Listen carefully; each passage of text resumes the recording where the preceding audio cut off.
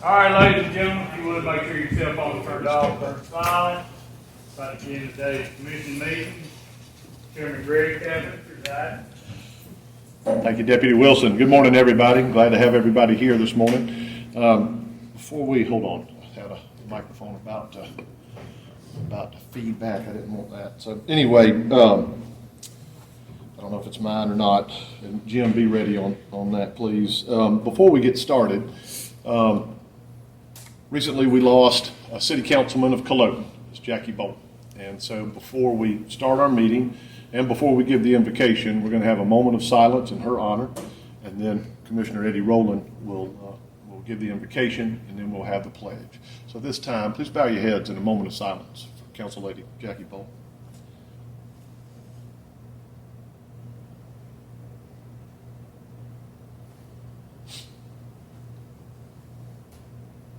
Lord, we thank you for today. We thank you for this beautiful weather we've been having. We thank you for the rain that's coming, that's needed. Lord, our hearts are heavy at losing our council member, Jackie Bowling, March 4th. Lord, be with the city of Culloden as they struggle with their grief and continue to do the work of Monroe County and Culloden. Lord, we ask you to be with this group of commissioners today, that we can make the right decisions that are best for the citizens of our county. And we thank you for each person that's listening in and came to our meeting today. In Jesus' name we pray. Amen. Let's pledge. I pledge allegiance to the flag of the United States of America and to the republic for which it stands, one nation, under God, indivisible, with liberty and justice for all.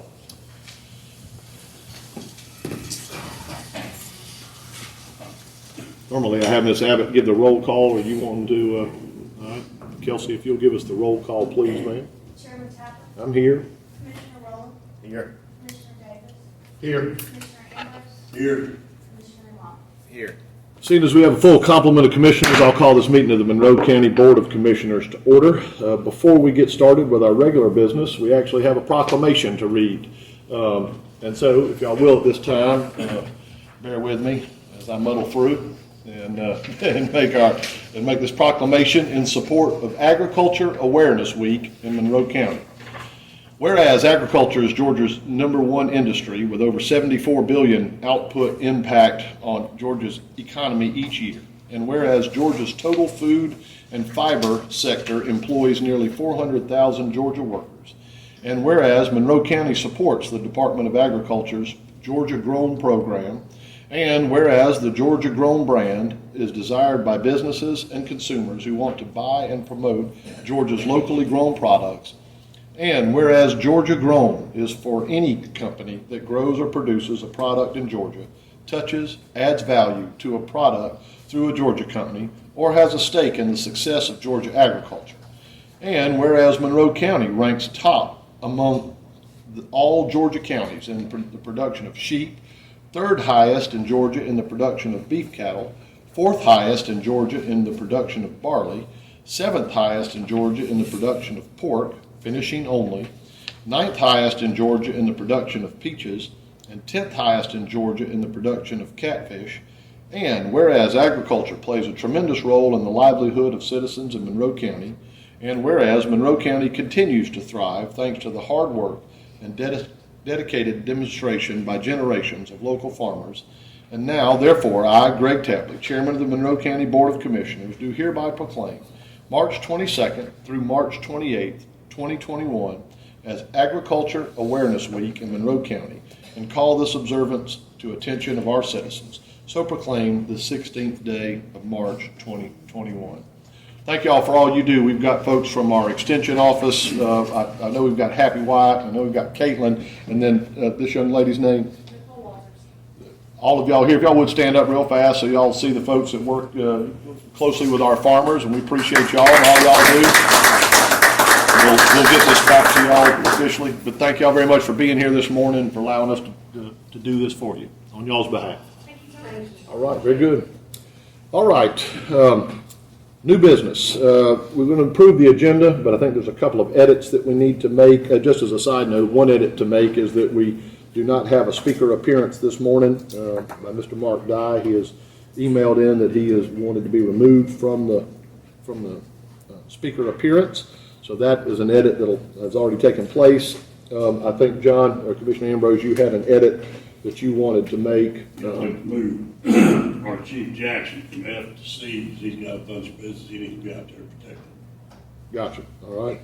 So moving the volunteer pagers item up right after the minutes.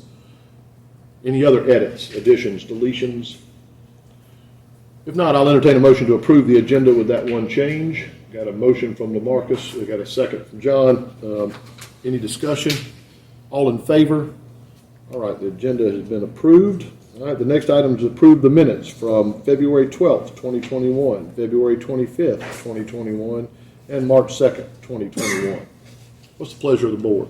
I'll motion to approve with the normal 30-day revision period. Motion to approve by Commissioner Imani. Got a second from Commissioner Ambrose. Any discussion on the minutes?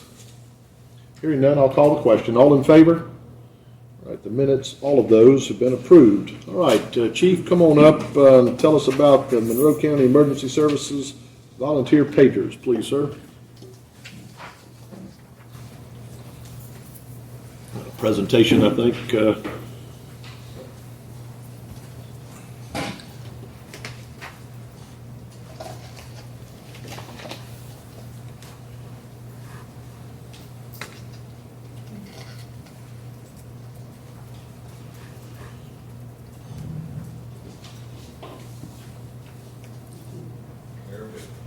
Yes, sir.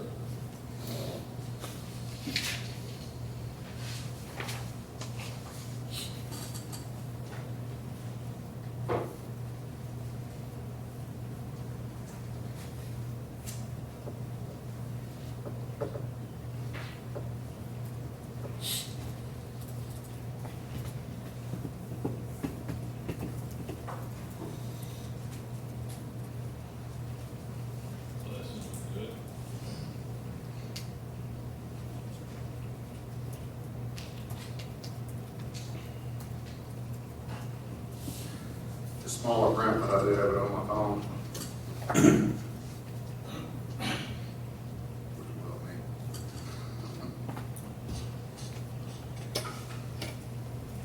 Run it by us. That's the best I'm gonna get right now. Okay. Okay, that'll work. So if I could, I wanted to talk to everyone this morning about our current paging system that we have throughout the department. The system, when it was initially put in place, it wasn't designed, it was never designed to page out our volunteers or our stations the way that it was intended. What we basically have now are alert tones that dispatch is able to send out when we have either a fire or a EMS call, and are unable to necessarily send out tones to the individual stations or the individual groups of volunteers. Currently, the way our system works is in order for our volunteers to receive the fire calls that we need them on, essentially we have to supply every volunteer with a radio at a minimum cost of about $2,700 per volunteer. You'll see later on that right now on the roster I have approximately 51 volunteers, and we've gotten some more applications in the past few weeks that we're processing. Whenever our dispatchers dispatch a fire call, there's also additional steps with this current system that they have to go through in order to ensure that the calls are packed properly and that the proper people are receiving the calls for service. This has resulted in our volunteers either having to listen to all radio traffic 24/7 in order to make sure that they're able to respond to the calls for service, or in many cases they've actually missed calls because they don't have their radios turned on. With the new system, we've met with Harris Radio, we've met with Motorola, we've met with some third-party vendors. Of course, I've been working with himself over at the Sheriff's Department, and this is what we've come up with. The actual paging software licensing that goes into each one of our dispatch consoles to ensure that when a call for service is sent out, it's sent to the appropriate stations and to the appropriate volunteers. These pagers that are given to the volunteers, I have one here. The cost for these are $619 a piece, as opposed to the $2,700 a piece for a radio for the volunteers. It's a simpler process for the dispatchers. It's a one-button application, so they click a button for the appropriate stations and send the calls out that way. So there's less room for error. We've sent these pagers out over the past few weeks to different stations and different locations through the county, and have had good feedback and good results. For the most part, there are a couple of houses where our volunteers are located down in the Logan area where we just do not have radio service. And hopefully that's something that Harris is, they give us some indication that that's something may be resolved in the next little while. I can't give an exact time frame. Also, when plugged into a charger, an amplifier, we can also utilize these at the stations where they not only activate tones for that particular station, but they also can activate lights and different bells and things for quicker notification of our firefighters who are on duty as well. Next slide shows the pages here. This is an amplifier that can be purchased additionally with that software. The total cost for this project is the software upgrades and licensing that has to be done to each one of the consoles over at dispatch. The total cost for that is $18,990, which is a one-time fee. There's not a reoccurring annual cost associated with that. Like we said, the pagers are $619 a piece. As I mentioned before, we currently have 51 volunteers on the roster and have more in recent weeks that have been coming on and applying with us as well. What we're asking for is $56,130 total cost, and as this program develops and goes and proceeds, additional pagers as needed, we feel like we can purchase those through the operations budget. Any questions? When this page is, does it give them auditory things, or is it just a page they call in? Yes, sir. What the volunteers will be able to do is they will have channels that they can turn to for their specific station.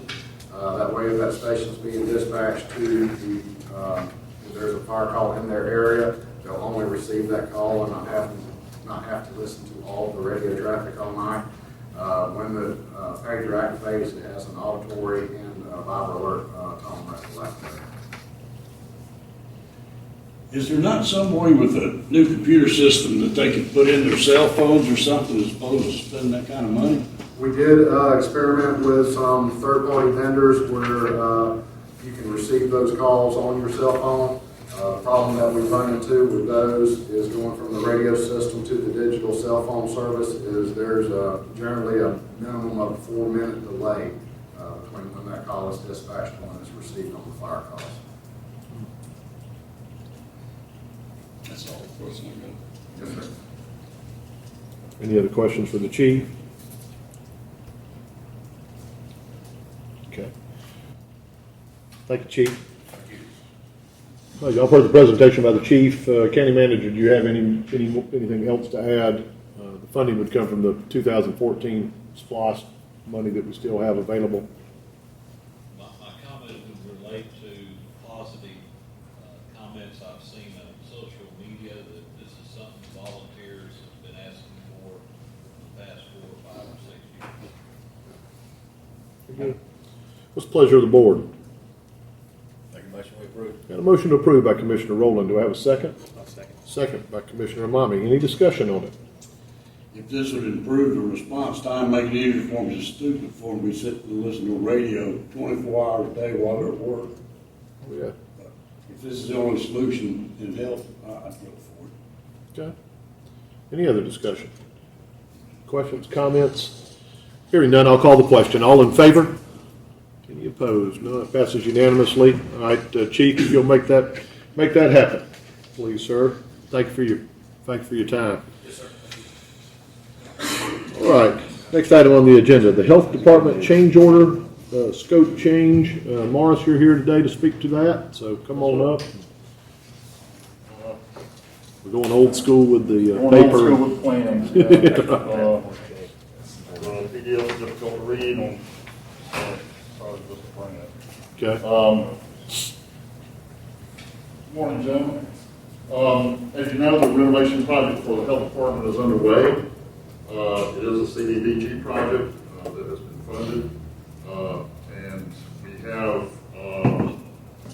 experienced a couple of issues. One being that in the old area of the building, asbestos was found as the demo was taking place.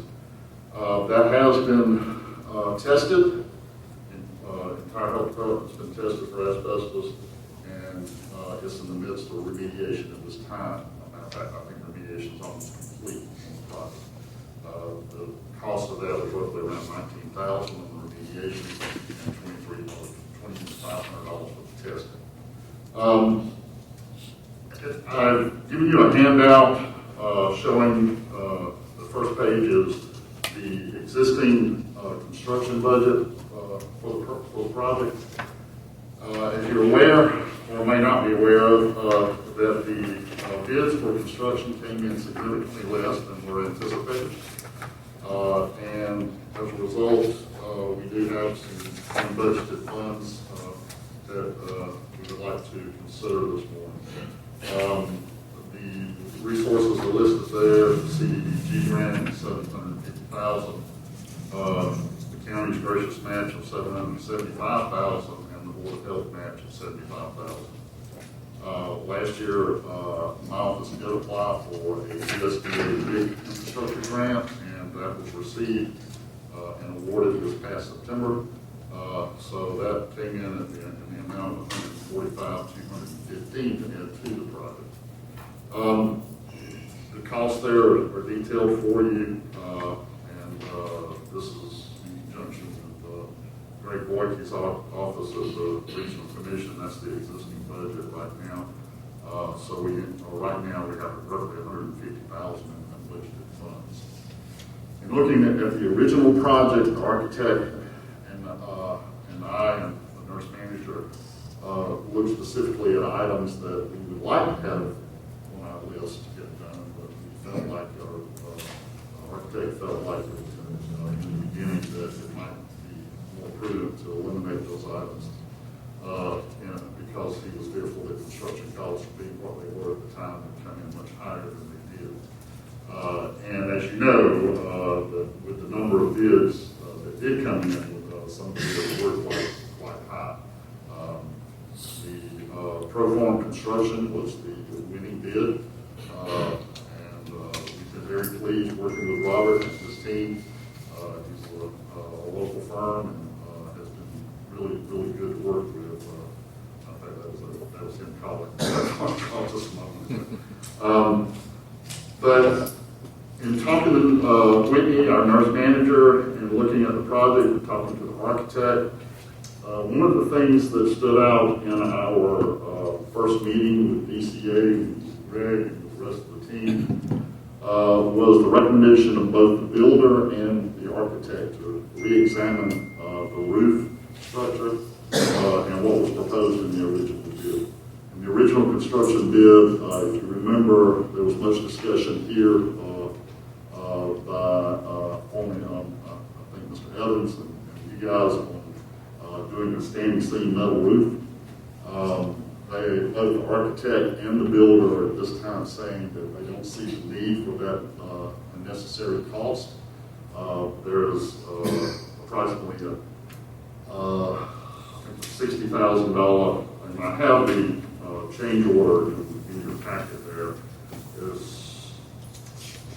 a new shingle roof would cost $31,900, and the cost of the standing seam metal roof is $84,500. So there's roughly a $50,000 savings to go back to an architectural roof.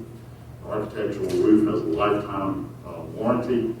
According to both the builder and the architect, standing seam metal roof has a 20-year life. I don't know about your experience with standing seam metal roofs, but we are seeing across the state, and this was the words of the architect as well, Mr. Carr, that they are replacing them in building after building because they are not holding up well. In addition, they're just not very pleasing to the eye in some of these older buildings that we have. So we have gone back to the builder, asked for the cost on that.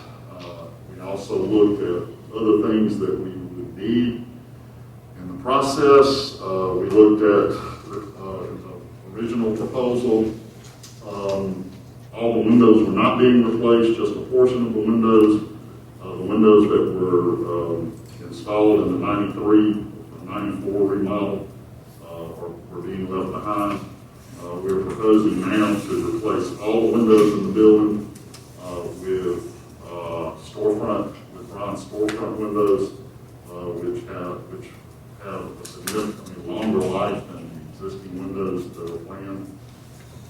We are also proposing to install some permanent cabinetry instead of buying furniture for the health department. Instead of buying a number of desks, we're proposing to build in the nurse managers and some of the environmentalist offices cabinetry, so they would actually have built-in desks. Those are things that the CDBG grant will pay for, whereas they will not pay for furniture equipment.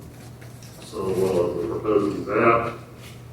We're also proposing painting the exterior of the entire building and replacing the soffit. Right now we have a vinyl soffit that is worn and dated, and it's going to be in need of significant repair soon. So we're proposing replacing that all with spray paint.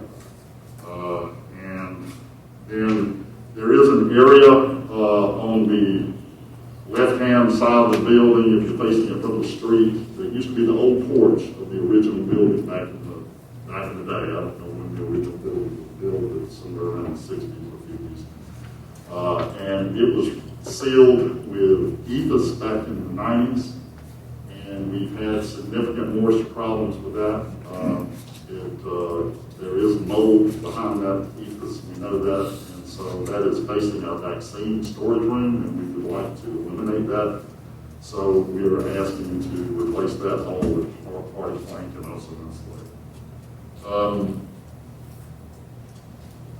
We did not include extending the rear entry porch at the time of the original plan. There is a new handicap ramp plan for that. And so the clinical side entry will have a partial roof over that, but we're asking that that be extended, and also to extend the environmental health side on the right side, because there was nothing in the original plan for that, and to replace the columns on that porch and deal with the brick there that may need replaced. You see there the asbestos abatement is included in this change order, and the deduct for the metal roof. One other thing that's not included in the change order, and you'll see in this proposed plan here that I've asked the architects to do a revised plan. Something we wanted to do in the beginning was, this is the original, and this is the courtyard in the back of the health department with an exit coming out from environmental health. And in this courtyard are all the HVAC units currently. So it's very little use right now. We were hoping in the beginning that we could add some square footage to the building, and so right now we're proposing to add approximately 700 square feet here to close up these windows, to add an entrance into this room here and keep this existing entrance. This will be finished with hardy plank on the outside and brick. And this would become a conference room and training center for the staff and for the community, approximately 700 square feet. Originally, we had planned to put the conference room here. We are proposing now to change that because we are in desperate need of some storage space, which we don't have in this plan. We're having to right now use exam rooms to store things in and offices. So we're taking that conference room that was existing, breaking it up into an employee break room and a storage room for them to store their supplies. Things like COVID testing kits and things of that nature. And with this recommendation is also coming at the Board of Health's recommendation. They voted on approved this the other night. I strongly recommended that commissioners consider this.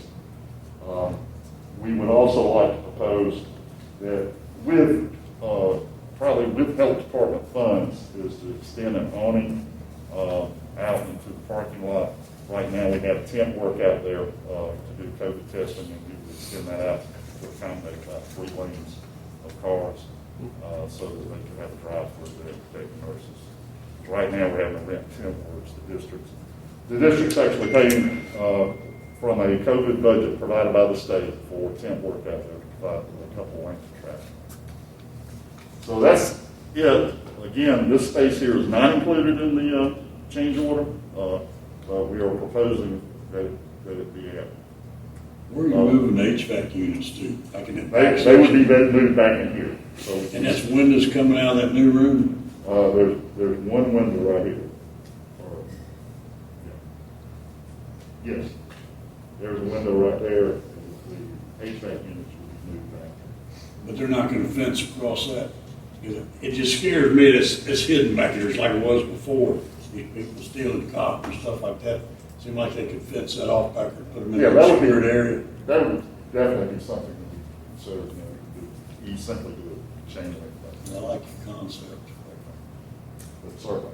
But we're encasing the new windows, painting the outside of the facility, painting the red brick, tying in the architectural shingles, storefront windows across the front, and then cedar beams on the front is going to change the entire look of this health department. We're accomplishing inside what we already want to do with the plumbing, the electrical, and the exam rooms, and reconfiguring environmental health space. So I think this was going to give you a health department that will last many, many years. And what's the total outlay gonna be? Sir? What's the total cost that you're showing? Okay, so the addition would come in at $150 a square foot. He told me that would be the maximum cost on that addition. And then the other costs are enumerated on the second page of the handout I gave you. Mhm. So that is our proposed new budget, which would pretty much use all of the funds that are allocated in the budget. We're committed on receiving this money. It's just a matter of where we need to spend it. And right now, we don't have it budgeted, so we're asking for this change order to be approved so that we can allocate the entire budget to the project. The estimate does not say architectural shingles, but y'all are fully in agreement that that's what we're getting, not That's right. not 3-tab shingles. No, no, it is what 30, it it's a is. 30-year roof, is what you're saying, right? Exactly. Okay. 30 years. Maybe get that in writing from them before we. I do have 2 emails, one from the builder and one from the architect to speak to that. I like it. Sounds great. To be clear, everything you're talking about doesn't cost the county any more money. No, Right. That's the, you know. We've got that much in the budget with all the ones done to us. yes, it's not coming out of pocket for anything. Staying within our original budget, and because of the additional USDA dollars, we do have additional dollars to work with. It's just a matter of where we want to spend them. But, But you, and come on up, Mr. Boyke, but also, but what you need from an approval from us for the changes, is that the action we're needing to be in compliance? Yes, sir, because of the scope of the total changes exceeding 10% of the project cost, we're asking for the board's approval of that. With the way DCA works their numbers, it's not necessarily going to affect that because it's more of the WIC dollars that are actually making the difference, and DCA doesn't care about the WIC dollars. Okay. But Yes, it's for county policies, and the one thing I'll add is that if you did remain under budget, you'd wind up having to give the money back to the state. Right. So, what you need from us is just a motion to approve the changes as submitted this morning. That's correct. The changes, the change order that's in the back of your handout, in addition to the change order to add the additional square footage, because that is not incorporated. Okay. I might add that I've already approved, I went ahead and approved, Jim and I both went ahead and approved the asbestos Right. remediation so that they can move forward. All right. Any other questions, Morris or for Mr. Boyke? How long do you think before you have this done? The estimated timeline, if we get this going now, it'll be 9 months at most. And then the total cost would be the $1,045,215.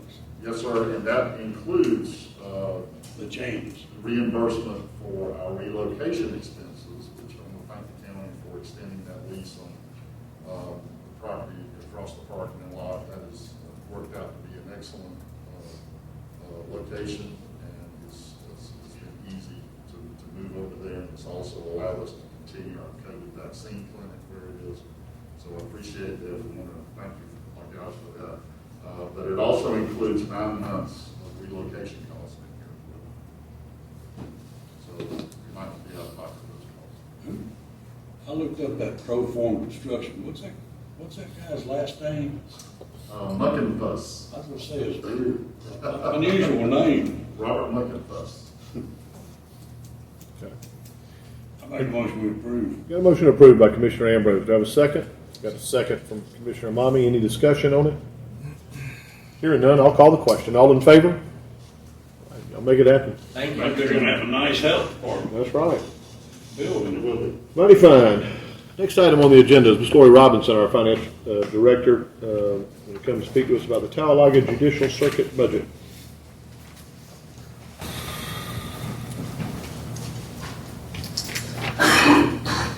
Good morning. Good morning. Oh, it's working good now. I'm here today to present to you the Talladega's judicial circuit budgets. This is their budget for the fiscal year 2022. So of course, this will be for our budget for the fiscal year 2022 as well, but ours won't be done until later on in the year. But they need their approval from all the counties. As you know, the Talladega Judicial Circuit encompasses Butts County, Lamar County, and Monroe County. The budget that the district attorney has submitted for this year is broken down into 4 different categories, as you can see up there. The judge's budget, the district attorney's budget, the juvenile budget, our juvenile judge's budget, and then the juvenile counsel budget, for a total of $1,156,748. Then the next column is the allocation of the counties, and the one that we're most concerned with, of course, is Monroe County. So Monroe County's allocation is $471,837, or 41% of the total budget. That is a decrease of $270 if you compare to our current year's budget. The next one is the public defender's budget. And they break theirs down into just 2 categories, between the public defender and the juvenile public defender, for a total of $746,828. Monroe County's allocation is $306,200, or 41% of the total budget. And that is an increase of our current year's budget of $8,000, somewhere around $8,000 on it. So all we need from y'all is to approve their budget, and then of course the allocation will be our percentage of our budget for next year. How did that budget compare to last year's? These 2 budgets, public defender. One went down $200. What was the other one? One went up 800, So 8,000. a net of $600. I mean, the total 78. cost for all the counties. 78. Like it was 748,000. Oh, I don't know, because I don't know, I have to go back and look at their budget from last year to see what the breakdown was between Lamar and Butts, and theirs. I can look at that though for you, because we have last year's budget for them. I just looked at ours because I figured that was the one we was most concerned with. Just as a side note, on the public defender's side of this, one of the reasons for the $8,000 increase is that they actually added another attorney, another position, and he had come to us a couple of years before and kept asking for us to fund it just out of our pockets completely. And we kept saying to him, we said, look, go back to the state, and if you can get some money from the state first, then we'll, we just wanted to make sure that, everybody was investing as they, everybody was buying in, so to speak. And he actually went and was able to get some funding from the state. And so in doing that, once he came back to us, we of course had to be good to our word, and we split it up amongst our, divided up the way we're supposed to. And so that's why that $8,000 portion of ours is mainly for the. And these agreed upon percentages based on how many cases each county has. I'm not 100% sure. Based on that. population. I think population. Based on population, Yeah, and it's definitely to our benefit. I've already run the numbers I've run them with Jonathan Adams. Definitely to our benefit. If you want to do it by case number, then we It's gonna be higher. we can spend more if you want, but it's pretty easy to me. And we don't have the drug court's budget yet, but it should be coming anytime. I think there's a meeting at the end of this month for the drug court budget. That should be around 42,000 for it. It's a shame how much money we have to spend to defend people who violate the laws. It is. Any other questions? Any other questions from Ms. Robinson?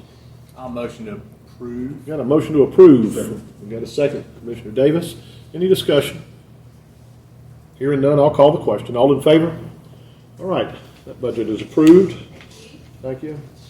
Next item, Mr. Sparks, come on up. Recreation Department Pavilion Capital Expenditures. Proceed. Landon?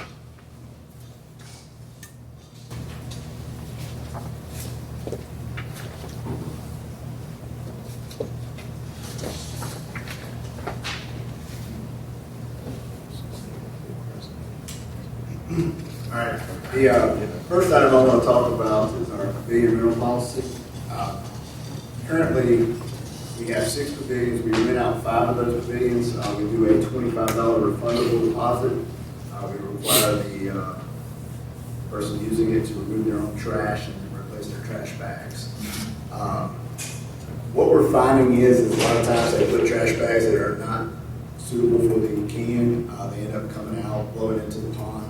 We end up fishing bags out of the pond on a routine basis. The other thing is, for example, on Saturday we had an issue where I got a phone call midday. Someone had rented a Pavilion 4, and if you know anything about the pond and the geese, Pavilion 4 looked like a bathroom stall. So they were a little upset that their birthday party had goose to do everywhere. So I got that phone call. Unfortunately, I was out of town and I couldn't get anyone over there fast enough before the birthday party started.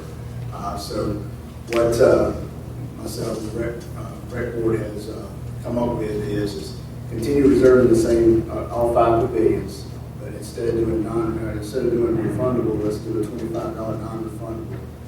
That'll allow me to schedule staff in that time frame that we have pavilions rental reserved, and we can make sure that those things are maintained. We can put the trash bags that we put in there on a daily basis. That way we don't have to worry about livestock, our ponds getting littered and things of that nature. The other thing about we tend to have is if they fill those cans up and they don't empty them, the geese and other birds will get in there and pull it out and stroke it across the park. And so we come in on Sunday afternoon to close up and there's trash everywhere.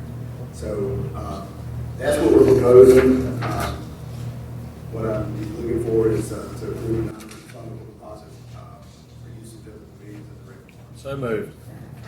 Got a motion from, I was going to ask real fast if there's any questions, but we got a motion already to approve. Got a second, Commissioner Rowland. Any discussion? I guess, I want to ask, is there anything we can do about the geese out there to control it? Any services that we can look at? You know, hey, when's goose season? Yeah. Of course. We can work on that. So, yeah, it's been a big problem, but, also, I've been working with Land and the rate board. I've been, I go out to the meetings when I have a chance, and they're doing a great job out there. The staff is doing a good job. I go out there quite regularly because I go out and exercise, but, they're doing a great job out there, and just keep up good work. Yes, sir. Amen. All right, Agreed. so that's right. We totally agree, and I know how much you're involved with it. So absolutely means that much more. We got a motion and a second to approve. Let's get a vote on it. All in favor? All right, none opposed. Landon, make it happen. Thank you, buddy. Thank you. There's more. He's got a lot more. Oh man, rolling along. It's the thickest time in here. Oh, no wonder you went so fast. I got it. Sorry. If Okay. this $25 fee takes 15 minutes, we're gonna be here all Okay, night. go ahead, Landon. That's all right. I'm sorry. Just going through, we had talked back at the retreat, we talked about some different things that need to be done at the park. So what I'm doing now is bringing forward some of the expenditures that I'd like to see. This here will be done through the emergency department, basically looking at getting a top dresser. The reason for that is this will allow us to spread dirt even when the dirt's wet. One of the biggest issues we're having right now is it's been such a rainy season that we're unable to prep the fields prior to the season starting because we can't get the dirt. If we drop it now, it's a big pile, and it basically, when you try to drag it, it just slides. So this would help us get the infield mix and also top dress outfields more quickly, and also be able to do it when we have unusually wet seasons. I got 3 quotes on that. I'm taking those to Phyllis. Motion to approve. And then one of our lawnmowers. Are we gonna break them out, or you want to go I'm through them doing all? some, Okay. One big. He's got them all. Sunrise at the end. All right. One of our lawnmowers is getting a little older. Last thing we want to be is this time of the year be short of lawnmowers. So I'd like to have one more in the arsenal to keep us up and going if one has to go to the shop. Again, this will go through the emergency department. Equipment shed. One thing we got right now is we got about 7 pieces of equipment in one shed with one door. So if we need to get to the back corner piece, we end up having to pull 3 or 4 pieces out in order to get there. This particular building will have 6 bays on it and 1 entry door. We've got 3 quotes. One was without a slab, the other 2 were with slabs. So what I'm looking for is approval of the purchase. What's the size on that? It said, 24 by 41? yes, sir. That's what I'm, okay.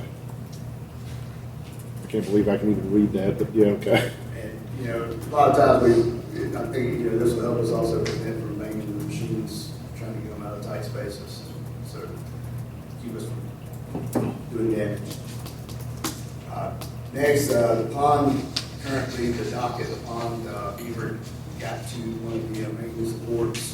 And there's also some other boards that are starting to become dilapidated. So we're looking at replacing that.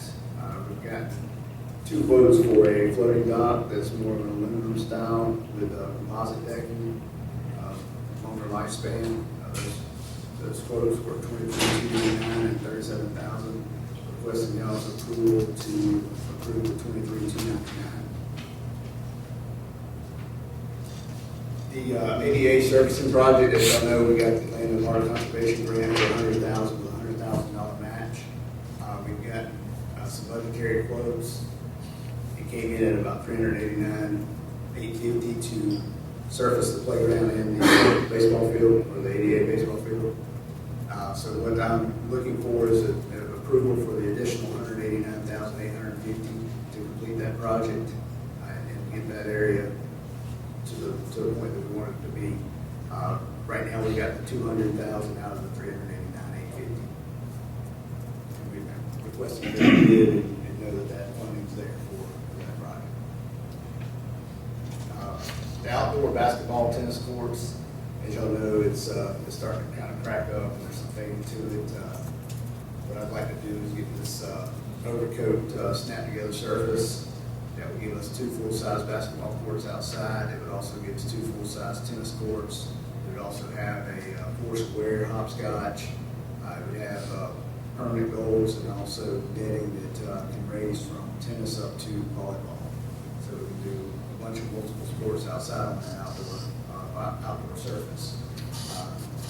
One of the positives is that it drains quickly. If it rains, it actually channels down and runs out. That quote, we have multiple quotes. That's one was $65,274.99. We got a consultant that will install it for $3,000. So requesting board of commissioner approval for this. School boards, we went through NEFCO, who is a member of Sourcewell, which we are as well. It would be 8 baseball, softball school boards, 1 football school board. The quote was $91,000 installed, requesting your approval to purchase through the Sourcewell pricing. As you see, the school boards will have the field number, and also have the person that the fields were dedicated to back years ago. So that's a permanent fixture. As before, it was on a sign on the fencing, and as over the years fencing gets repaired, those signs get misplaced. So what we'd like to do is have the permanent fixture on the actual school board. Field lighting, we went through Musco. They're also a member of Sourcewell. The current fields, fields 1 through 4, are the oldest. They were, I think the lights were put in '87. Those lights, the bulbs are becoming hard to find. So what we're looking at is trying to upgrade the lighting to a newer, less expensive technology. The flicker rate is about 40 to 85% energy use reduction on those lights. If we move to LED, we can retrofit our existing bulbs. It would come with a 10-year warranty. The cost for fields 1 through 4 is $445,000. What I'm asking for is to use the remaining amounts of the 2014-2020 SPOS of $297,470.39, and then use some of the energy savings money of $147,529.61. So just requesting approval for that through the Sourcewell pricing as well. So you see we've got $100,000 in the LWCF grant. We've got $309,790 left in the 2014 SPOS and $500,000 in the 2020 SPOS. So a total of $909,790.38. If you look through the... Hey, Lanny, could you speak in that mic more so they hear it? Yes, sorry. I was trying to see. You gotta get close to that one. Yeah. There we go. All right, so the as you see each piece of equipment and the different projects, that's the breakdown of how it comes out of the SPOS and LWCF budget.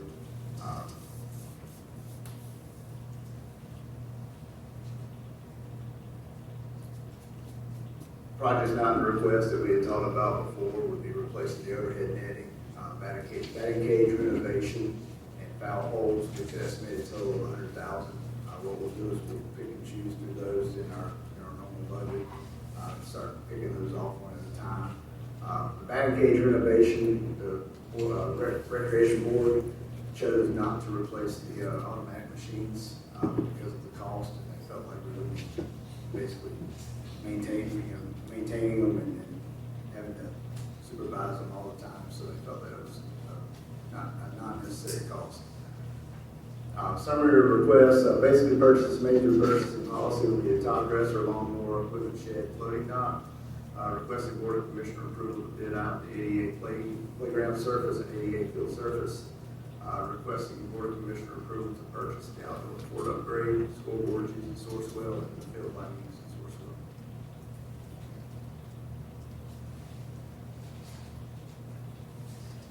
Is that all you got? Is that it? I have a question, just real fast. I've got a question about the ADA field. The picture on there on the baseball, the ADA baseball field had let's keep one on back. There you go.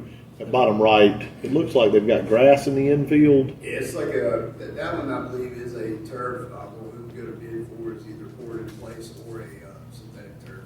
Be the whole thing. The whole thing, outfield, infield, It's the field right now is 100-foot distance to left and right. And so this would allow us to do the 88 games and other 88 events. Having, Just out of curiosity, I'm sorry, Chairman, were you? well, just going to say, I mean, having a lot of experience with that. Pierce played in the Miracle League, and we used the ADA field every weekend down in Macon-Bibb County, and theirs was completely from home plate all the way out to the outfield fence. Was all concrete, and then it was a special rubber finish, and so the whole thing, there was no grass, and so it just. Yeah, no, this, the budgetary quotes were for the port-in-place rubber, so it's the same service. Okay. Go ahead. Mr. Monk. No, you actually kind of answered my question. I was just curious, like, if you had any indication as far as like how much, have you had people mention about this, and do you think there's a good demand for people needing to use it, wanting to use it? Based on the numbers that Leadership Monroe gave, there's a pretty good market for it. One of the biggest questions I get all the time is when is this going to be finished? Good. Okay, that's what I was getting at. I just want to make sure somebody going to really use it and appreciate it and want to. And I've got a volunteer who already said that he would want to lead up anything that we did in that area. So. Now, could you? I guess you could probably also like install regular bases and use it as more of use it as a regular field too, right? Right. We would still run our coach pitch age group just like we're going to do this year, just because we've got 110 kids in that league. That's great. So we have to use 2 fields for them anyway. Landon, on the scoreboards, do they have some type of maintenance program with the scoreboard? Because I know we've been having problems with those for years. There's a pretty good warranty with them. I'd have to go back and look. And the guy I'm working with, he's been basically put in charge of getting NEPCO into the Georgia market. So they've given a lot of discounts and a lot of other incentives. Okay. One thing about on the scoreboard too, you had a sponsor. Are there already sponsors for each scoreboard? There are not. That was just thrown on there as an option. Would that be one way to supplement? Should And we also naming the fields. naming? Well, are some of the fields already named? Yeah, I'll look They into change it it. like Mercedes Stadium, let's put some money out front, change them. I mean, we need some income to help y'all out there. It's if they've already been named in memoriam or in honor of, I'm not interested in that so much, but you can sponsor you had a totally separate sign to sponsor the scoreboard, and so if different businesses, That could be something for me. Old Mill Market, Fox City Brewing, I guess I ought to throw MedPro in there. But So, we're losing a lot of money on just the fence advertisements. We should have an advertisement on every panel on that fence out there. That brings in a lot of money to these places. I agree on that. When I reached out to both Lamar and Butts County, they basically said that they get about 20 sponsors a year, and it comes in at about $9,000. And they spend a lot of time trying to bring them on. So All you gotta do is put an ad in the paper, you get those spots filled, and we can charge what we want on that. It'll help your income use it for buying fertilizer and stuff like that.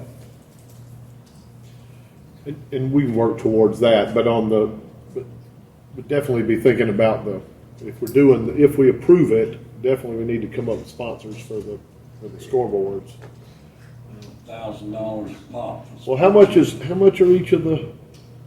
are each scoreboard? You had like 90,000, and I think you had 8. Of them. It was $11,000. yeah, the baseball, softball are, they come in at probably right about, all of them together, about 5 to 7 with all the additional panels. The football is probably about 14 because it's a bigger school. Yeah, okay. Hey, Landon, the score boxes over there between 5 and 6. We want something about that because the one on 6 is about to fall in, and I don't want nobody going there and get hurt. Knowing the season about to start. That's part of the voters. When we were Throw that estimating out. the cost, that's something we can do. Okay. Well, I just want to make sure that's. Number one on the mower. You guys operate the mower, you guys maintain the mower. Do you have a preferred? Yeah, the one that I recommend is going back and staying with Skag, because that's what we have for the outside of the fence, and it's done a bang up job, and so. I know we can't necessarily pick. I was just curious. I mean, you guys have had an opportunity to run two mowers side by side. So. Yeah, we had some issues with the grasshopper, was one of the hydraulic hoses, but they've since redesigned that hose, so we're hoping that this is the last time we have to take it back. We've been back probably 3 times with the same hose. Yeah, that was a little purchase that Commissioner Evans and I had no bet on. I told him to skag it out of last that stupid John Deere. On the court resurfacing, pickleball is becoming real popular out of play, but Right. from what I understand it is. So do you have some accommodations? Y'all doing that at the gym? We do it in the gym on Sundays. Right now, no one's showing up since COVID. We haven't had anyone in the evenings. This court will allow 4 inside the tennis court. It will allow 4 pickleball outside as well. And that net drops down. The only difference between pickleball and tennis is that the center of the net is 34 inches versus 36 inches. So, But I guess it will come back when COVID leaves. should, yes. I've had people call. It's just, one thing is, I think we need to reevaluate the time. Because I've actually heard that Monroe is considering doing something like that for pickleball. And third thing is the lighting. For the board, we did save a good bit of money in jail locks and VOIP that we had in our energy savings plan, more than enough to accommodate what you would request out of energy savings to cover the $147,000. I would like to, just to keep the board comfortable, I want to make sure that they see that this money's here and we saved it in these 2 items. So you guys, I'm kind of guarding that money for you guys. So I want to make for me and you. So I want to make sure that before we do that, they're comfortable and know that the money is available there. And the other thing, in talking with Ray, they actually, there is over at the Justice Center, we actually have an arrangement with Georgia Power where under a maintenance agreement that I don't know exactly what the agreement is, but they actually replace the bulbs, do just a full maintenance agreement, purchase and everything. So before you pull the trigger on that, if you would just give us a few days, we're raised in touch with Georgia Power and trying to see what they could offer before we do this, because it may be if it's a better option for us financially, we'll certainly. right, yeah.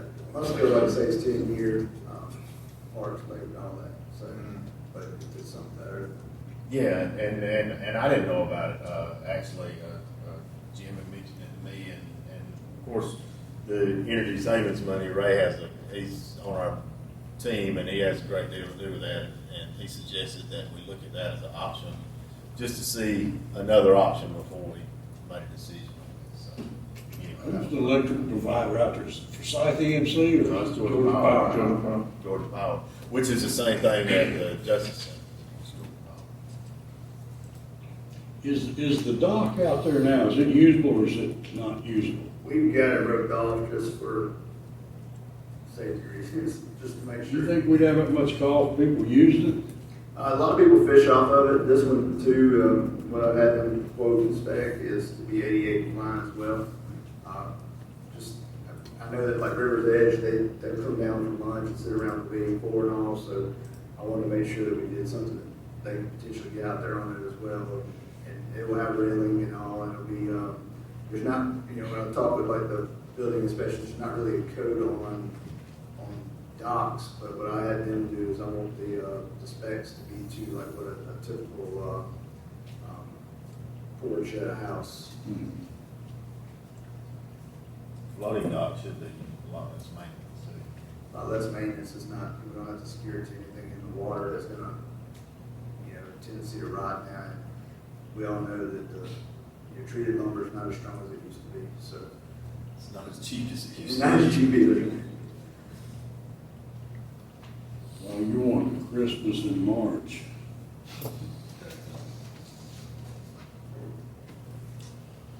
Any other questions, comments?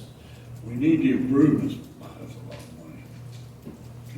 That's the main draw for our county out there. It's a big draw for recreational markets. All this is out of SPLOST that has to go to that department, right? Yeah. So, I mean, I'd say Most of it. we're not borrowing to spend it right at the moment, are we?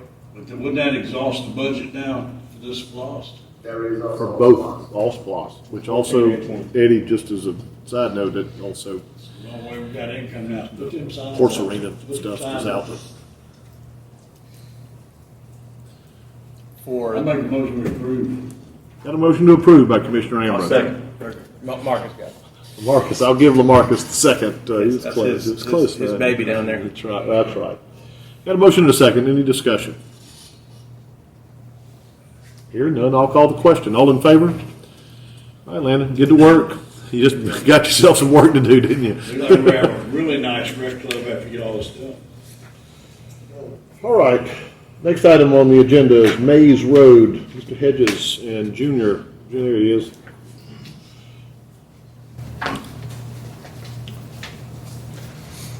Okay, I had a request from Junior Watts and Deputy Wilson to bring before the board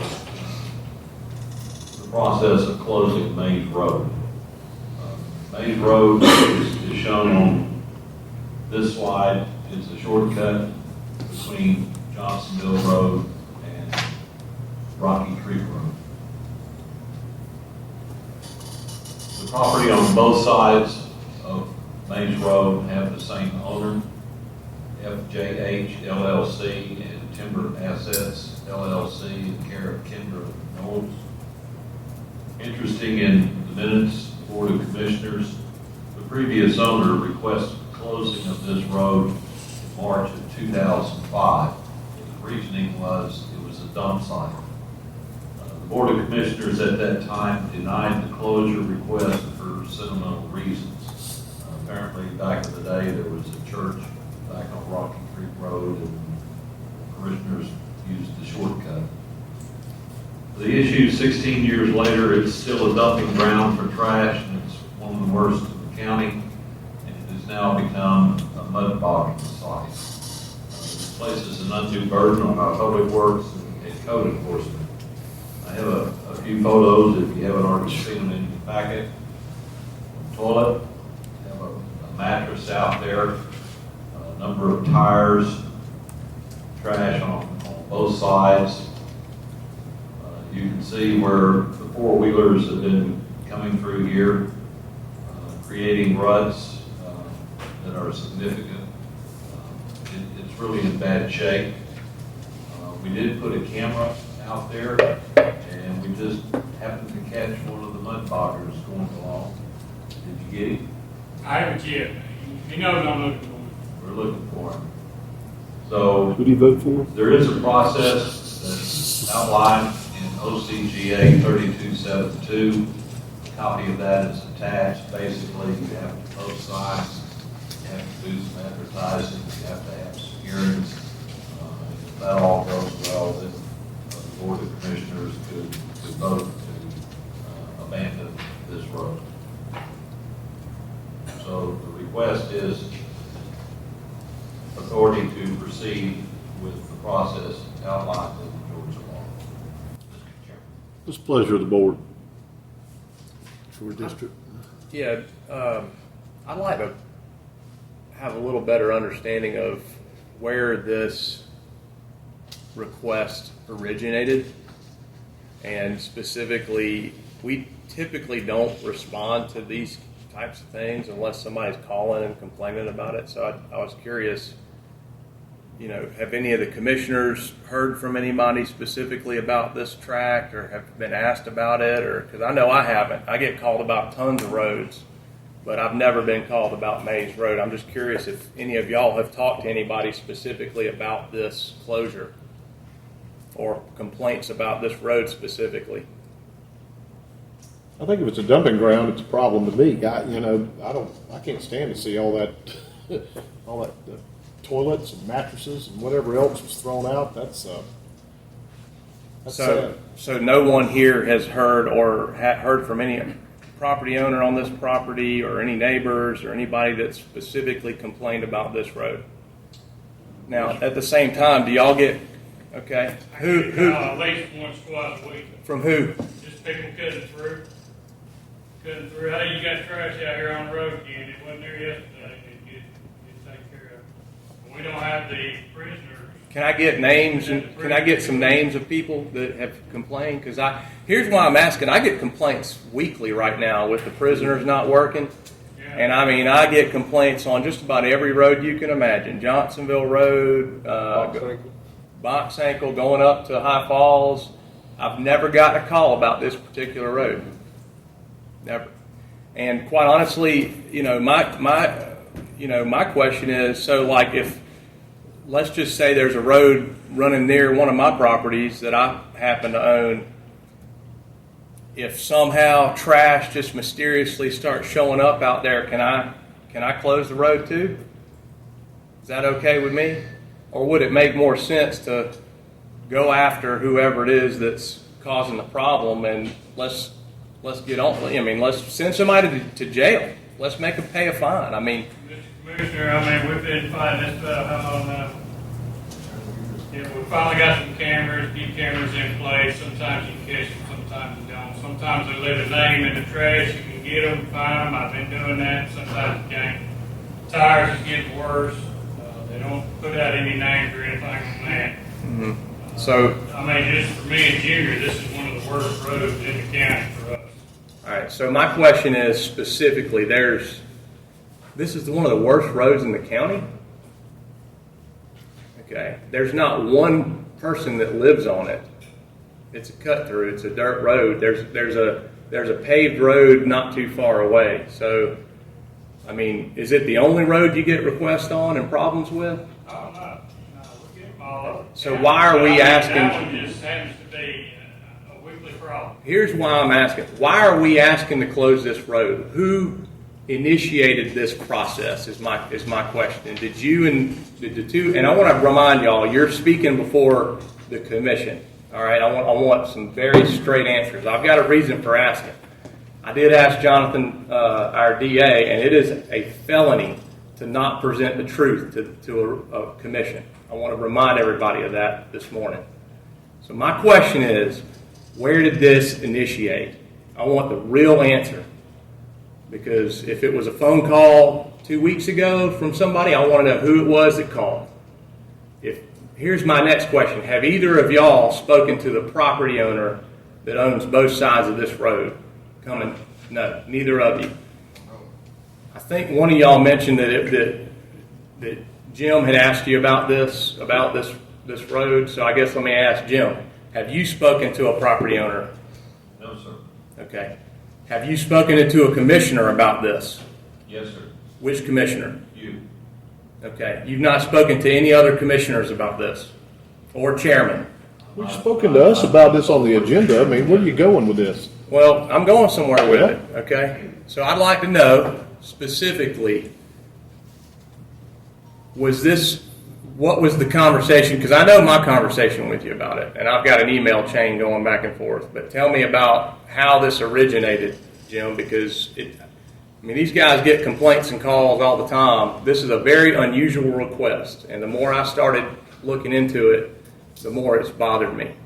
So I'd like for someone to speak about where this came from and who really originated this thing, because the fact is there's 100 roads in this county that we could use this same criteria and go close. Why are we closing this one? The request initially came to me, I believe both Junior and Jeff were in my office at the same time. Mm-hmm. They had a number of photographs that were brought to me after I requested them, that day. They were both complaining about the trash and the mud. Junior went off, and I believe Jeff. So they were complaining to you one day randomly about Mays Road. Yes, sir. And that's correct, gentlemen? Yes. That was what you had to do that day, was complain about Mays Road to the county chair, to the county manager. Okay. They brought me photographs, and I started incorporating those into a PowerPoint presentation. I believe that's when the chairman came in. It could have been a day later, and I showed him some of the photos, and he expressed disgust about the trash on the road. Okay. Absolutely. So you've not spoken with the property owner about this? I have not. Was anything brought to your attention about a conversation with the property owner on this road?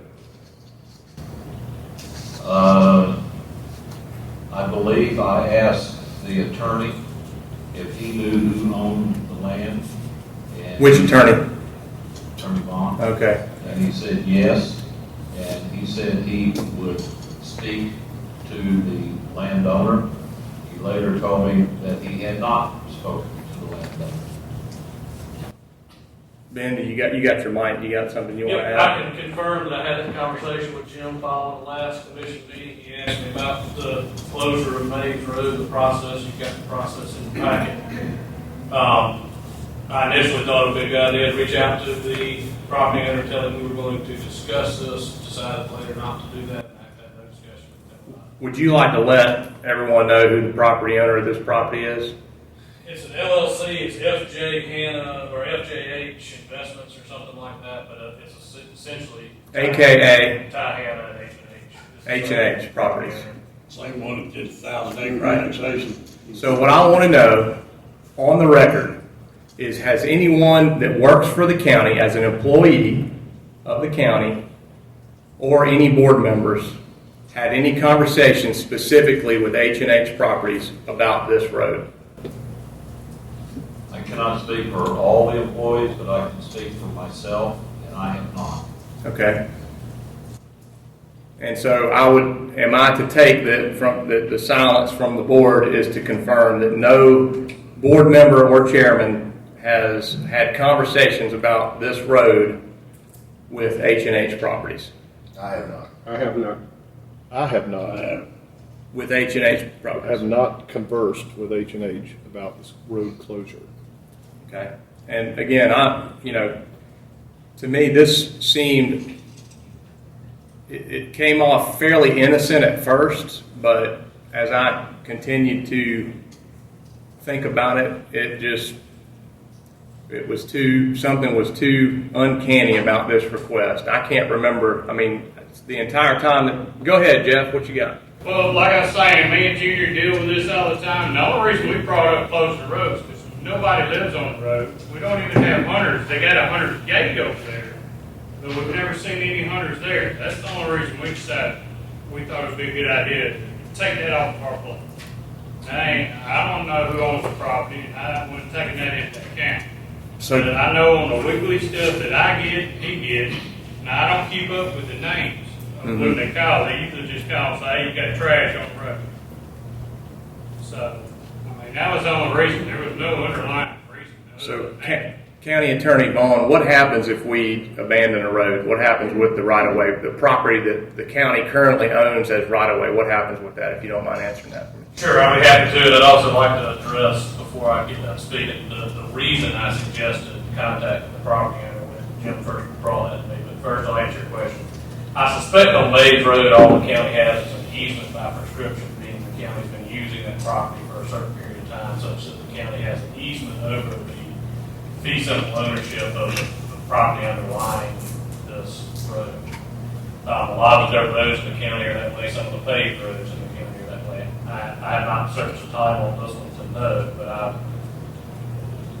it's a good estimate that this is a easement by prescription for the county. So when that road is abandoned, the easement would go away and the fee simple owner would hold title, not subject to that easement. Does that make sense? Yeah, thank you. So basically, they would essentially they would take title to the county property for free Well, the at no charge to them. Is that correct? Well, no. The county would only have an easement across their property. So, for instance, if I Oh, so have- they own it. They currently own it. I haven't checked the title, so I can't say for certain. But my best guess sitting here today is that that's the easement. I suspect we only maintain ditch here. So I suspect that's the easement, Commissioner. And once we abandon that easement, it would be the same as if I relinquished an easement across your property. Gotcha. I Yeah. know over the years, I researched some of these abandoned roads. We very, very seldom over years have abandoned the road. And the one or two times they did, it reverted the middle of the road to the property on the right and property on the left.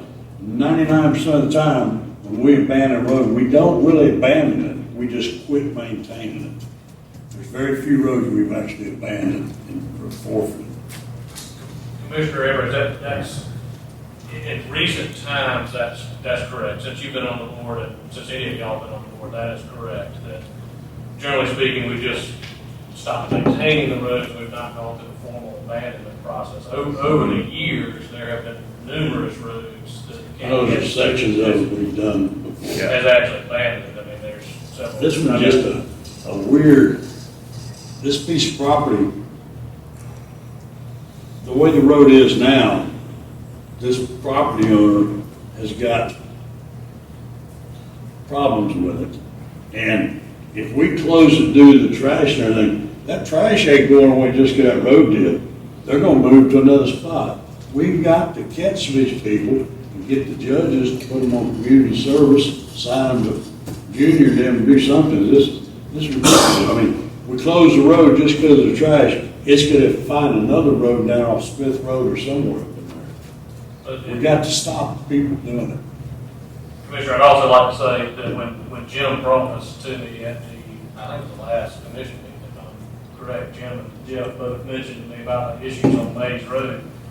And the reason I suggested contact the property owner, which again, I did not do it, I'm not aware of anybody doing it, is because in order for you to abandon the road, you have to determine that, quote, the section of the county road system has for any reason ceased to be used by the public to the extent that no public purchase is served, or that its removal from the county road system is otherwise in the best interest of the public. So what I wanted to determine is, and probably before I even knew who owned it, was would there be an objection such that it's not worth the county spending the money to advertise, hold the public hearing, and go through the process. If there were going to be objections to the road closure ahead of time, saving time for the county, money and expense was the sole purpose of that suggestion. Yeah. Well, and I want to just, I want to say, first of all, thank you for that explanation. Second of all, I'm forgive me if I'm a little gun shy from the dealings of this particular property owner and the experience that we've had. It is a matter of public record that they, regardless of our requests and efforts, decided to annex into their property into the city. But to me, it at first glance, it really appeared like something that they were trying to get done, and it seemed highly unusual to me. And I've been here, 3.5, almost four, coming up on 4 years. And I mean, I can't remember. Maybe we've abandoned a road. If we have, it's certainly not a regular occurrence. So it seemed a little off to me to get such a request, especially when all the roads right now are accumulating trash because we can't utilize, our the state's workers to help us clean it. I mean, we've got the same complaint all over the county. So it's really frustrating to me, and part of this is frustrating because, I want to know what you need, to lay it down on the people that are doing this. To me, it's bass backwards to say, hey, let's close a road because somebody's breaking the law. They're dumping, trash and beds and mud bogging on our roads. Like, that's bass backwards. I mean, that's just not That's not right. And to me, it's contrary to everything I believe. And so, you know, it does bother me, and the coincidences I accept as purely coincidental. Forgive me if I was a little brash in my questioning, but it really seemed weird to me that this was such a unusual request, especially when we have so many roads that are trashy right now. But I'd like to know if we need to get with the DA. Do we need to have a sit down with the judges? I don't know what we need to do, but the fact is the people that are doing this stuff need to quit it. And if the penalties are not sufficient enough to thwart that behavior, then we need to make them sufficient enough. You know, we're not going to just deed a road over because somebody's breaking the law. I don't believe in that personally. So that's it. I would motion that we emphatically deny this request. There hasn't been a request, has there? There was whatever the call to order or whatever the Just said to discuss Mays Road. That's all I've got down. proceed with the procedure outlined for closing Mays Road. So that was the suggested motion. And I emphatically motion to do exactly the opposite. In fact, if we need to get the DA in here, you know, and have a conversation, or a couple of us meet with them to say, hey, it's time to lay it on some people, you know, because we're going the wrong way with it. I mean, you know, you can't be too nice. I mean, this is costing us money. I'd like to ask our county attorney, on these littering fines, you know, they got the signs out how much it is. Can we also make an ordinance in the county that if they get caught littering, they can lose their driver's license for 6 months? No, sir, I don't believe we can do that, but I do believe there could be harsher penalties than just county ordinance in there. Criminal littering charges and things that you can bring to outside of the camp, so that there's state law penalties that the sheriff's office can bring that can be prosecuted. I'm assuming they'll prosecute the probate court and misdemeanor still, or? Yes. But it seems like too many of the tickets that Officer Wilson's writing, you know, just seems like the judges aren't doing what they should on it. Well, and I think these, the county ordinance violations have a maximum of, I believe, a $500 fine. The state law violations would be a normal misdemeanor, which 12 months in jail, $1,000 fine would be the maximum. But they can't add anywhere that the license would be revoked for 6 months or something? Put them on community service for a year, give them a junior? It's stupid us paying the correction department to go out and clean up our roads. That's crazy paying them to do it when we got all these violators. Instead of putting them in jail, they give them community service. I haven't seen them do any community service. At least we don't see them. I'd like to see them assign some of them to junior in the road department, or just go out and pick up trash themselves.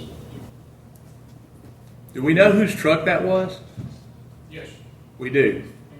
Have we issued a citation? I haven't yet, no. I'm working on that. Okay. Why would we That's not- my motion then. I'll motion to issue a citation to that whoever owns that truck. And then I'll motion that somebody call the DA and we slap somebody for doing what they're not supposed to do. That's my motion.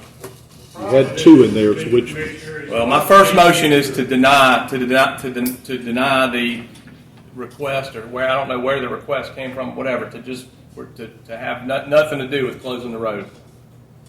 I second that. got a motion and a second. Discussion? Why would we not close the road? Because you're gonna move the trash to another place. Okay. As a side note, y'all are talking about two totally separate things that don't even have to be joined together. We can talk about, it seems to make sense to me to close the road. Just as a side note, common sense. Hey, it's not owned by anybody other than one owner, so what we're doing is we're maintaining a road for that guy.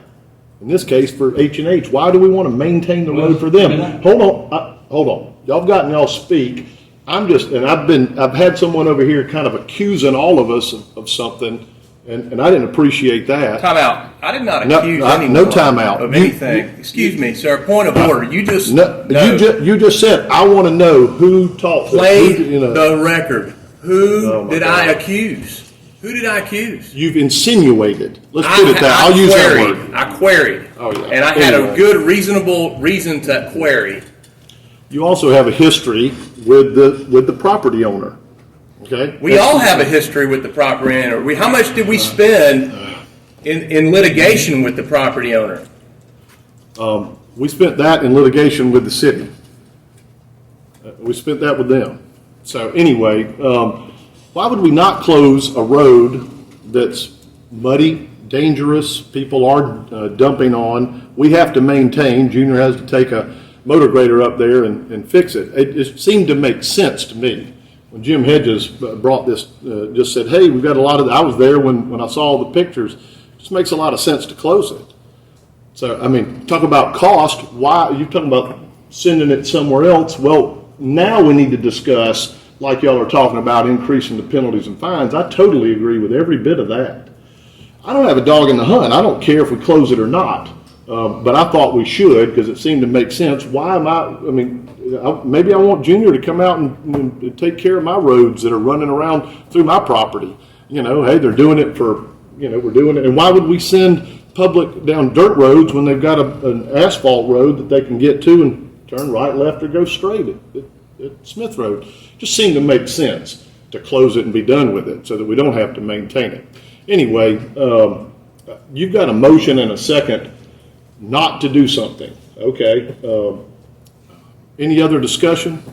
Yeah, I just want to make sure, and these two guys know, I have full confidence in what you said. Amen. And I just want to make sure to make that plain. On the other hand, on the other side of the coin, if this was in my district and I had a reason for not wanting to close it, I would hope that the board would support me. So that's the way I can just go ahead and tell you I'm going to vote, because I would hope that the other commissioners would support me for the same reason. It's in my district, so I should know better. I want to say very pointedly and clearly, number one, I respect the both of you. I think you know, in my personal dealings with each of you, I have only the utmost respect for what you do. Any reasonable person, knowing the entire history of this thing, I think, would understand why I had questions about this.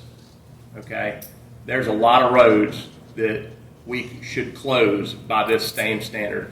So why this one when it seems to clearly benefit someone very specifically to give a county road away? And that's not what the public, representation is supposed to do, to help one property owner. Okay, in my mind, there is no good, proper reason why the Monroe County ought to give away right away on a county road that for the reasons that were mentioned. So in that particular sense, I disagree with that. So again, forgive my angle on it. I apologize if anybody who didn't have anything to do with it. I still have questions about how this came about, and I'll just have to live with those questions, quite frankly. My main point behind saying this is I respect the both of you. Jim, thank you. I appreciate the board for hearing me out. My main concern is the precedents that we set, by doing that. If we were to close that road, what other roads, what other property owners that might have intent to benefit themselves by dumping trash on a county road that's a dirt road that people don't travel as much on, and then coming up here and saying, hey, you close this road, there's trash on my road, can I have that right away for free, to add value to my property?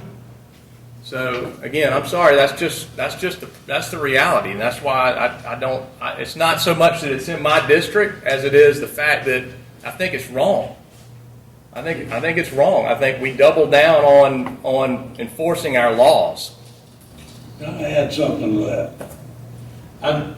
The way that road sits now, it's a detriment to the owner of it for future development.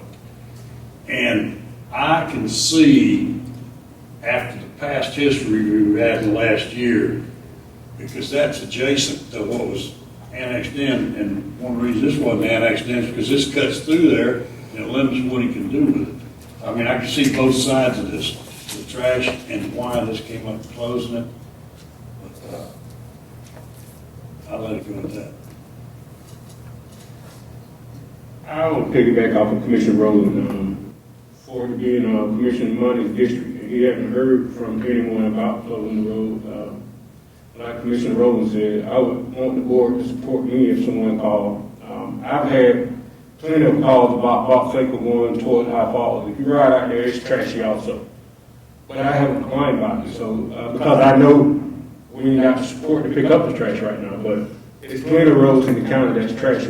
I think what we need to do is just crack down on it and start enforcing the law. And like someone said earlier, send them to jail, fine them. Amen. We got cameras out there, so we just need to do a better job, with the cameras and find out who's doing it.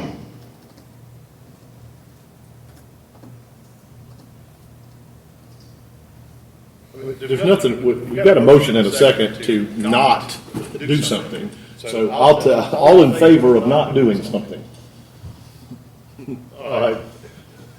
I'll raise my hand too. I'm in favor of not doing something. That's unanimous that we're not going to go through the procedure of closing. Y'all get to keep maintaining it. Y'all need to keep policing it. We definitely need to work on the fines and the penalties, because you definitely need to do it quickly and have a proper punishment. Have a proper punishment and apply it quickly to the folks that are committing crimes. Appreciate y'all's work and help. Now that we're there, we've had a lot of discussion. What's the way forward? I mean, do we need more money?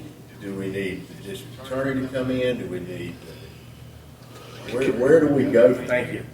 Sure. I mean, what needs to happen? Ben or county manager, y'all want to set up a meeting? Do we need to meet with the Superior Court judges, the DA, probate judge, magistrate? Who all needs to be involved in the? I believe it's the magistrate court judge. Okay. Is that correct? There needs to be a meeting. None of these cases go for probate.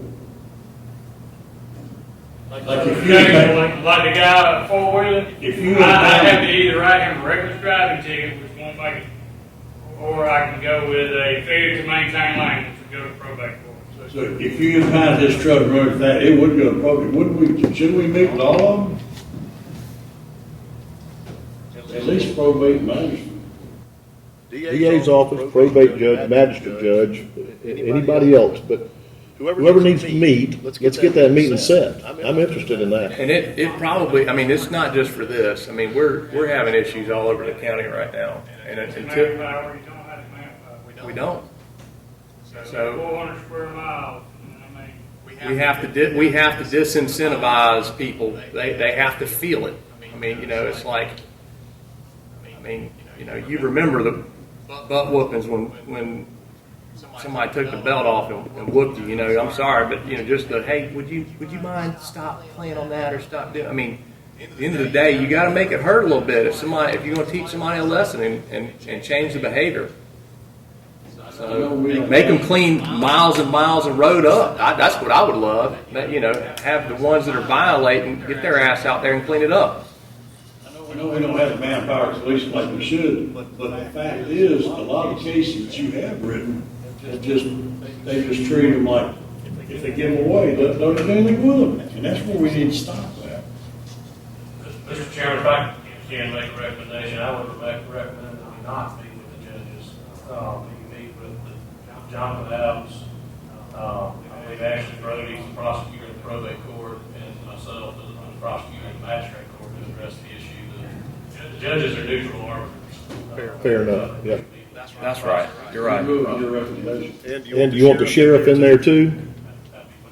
So would you get with county manager Hedges and just put that together? And let us know. I think that's a great idea. Everybody good with that? Thank you, yes, sir. All right. All right, next item on the agenda, Planning planning and zoning hearing procedures. Jim Hedges and Kelsey Fortner. Okay, at our last planning and zoning meeting, Commissioner Ronnie requested a review of the process and get some improvement into our planning and zoning public hearings. I spent some time looking at other governments, what they have available on the internet as to how do they conduct their planning and zoning meetings. And I think I've come up with what would be considered best practices after looking at a number of them. We'd start off with the planning and zoning officer, as it does now, where is presented the location of the application, the map, the parcel number, property owner, the applicant, current zoning, the requested zoning. Doing this with PowerPoint presentation, giving the reasons for the rezoning and what is the recommendation of the planning and zoning board. That's exactly what Kelsey does to begin every one of our hearings. One of the improvements would be that the applicant would be allowed to make a presentation on his proposal without a time limitation. The applicant can call witnesses, meaning engineers, architects, developers, as deemed appropriate, that can add technical value to the proposed application. Then we follow with what we're currently doing, public comments in favor, limited to 15 minutes, followed by public comments in opposition, limited to 15 minutes. And then the applicant would be given an opportunity for a rebuttal to answer questions raised or to clarify his application. If the applicant makes a substantial change to the application process during rebuttal, then the public comment process should be repeated. Now, during the hearing, commissioners may ask questions of anyone giving testimony. Once the hearing is closed, the commissioners will discuss the application, weigh the testimony, and form the decision. They may approve, deny, approve with conditions, or table a final decision for further deliberation at a later date. So a major change here is that the applicant at the beginning, following into the planning and zoning officer, would be given an opportunity to address the board in unlimited time. And then following the nays and the yeas discussion, the applicant would be given the opportunity to rebuttal. Unlimited time also. Yes. Say that again? Say that again? Hold on. Hold on, Ben. On the rebuttal, and if you had to start the discussion process over again, it would still be the 15 minutes for the 15 minutes. But the applicant would have unlimited time on his part. Mr. Vaughn, please.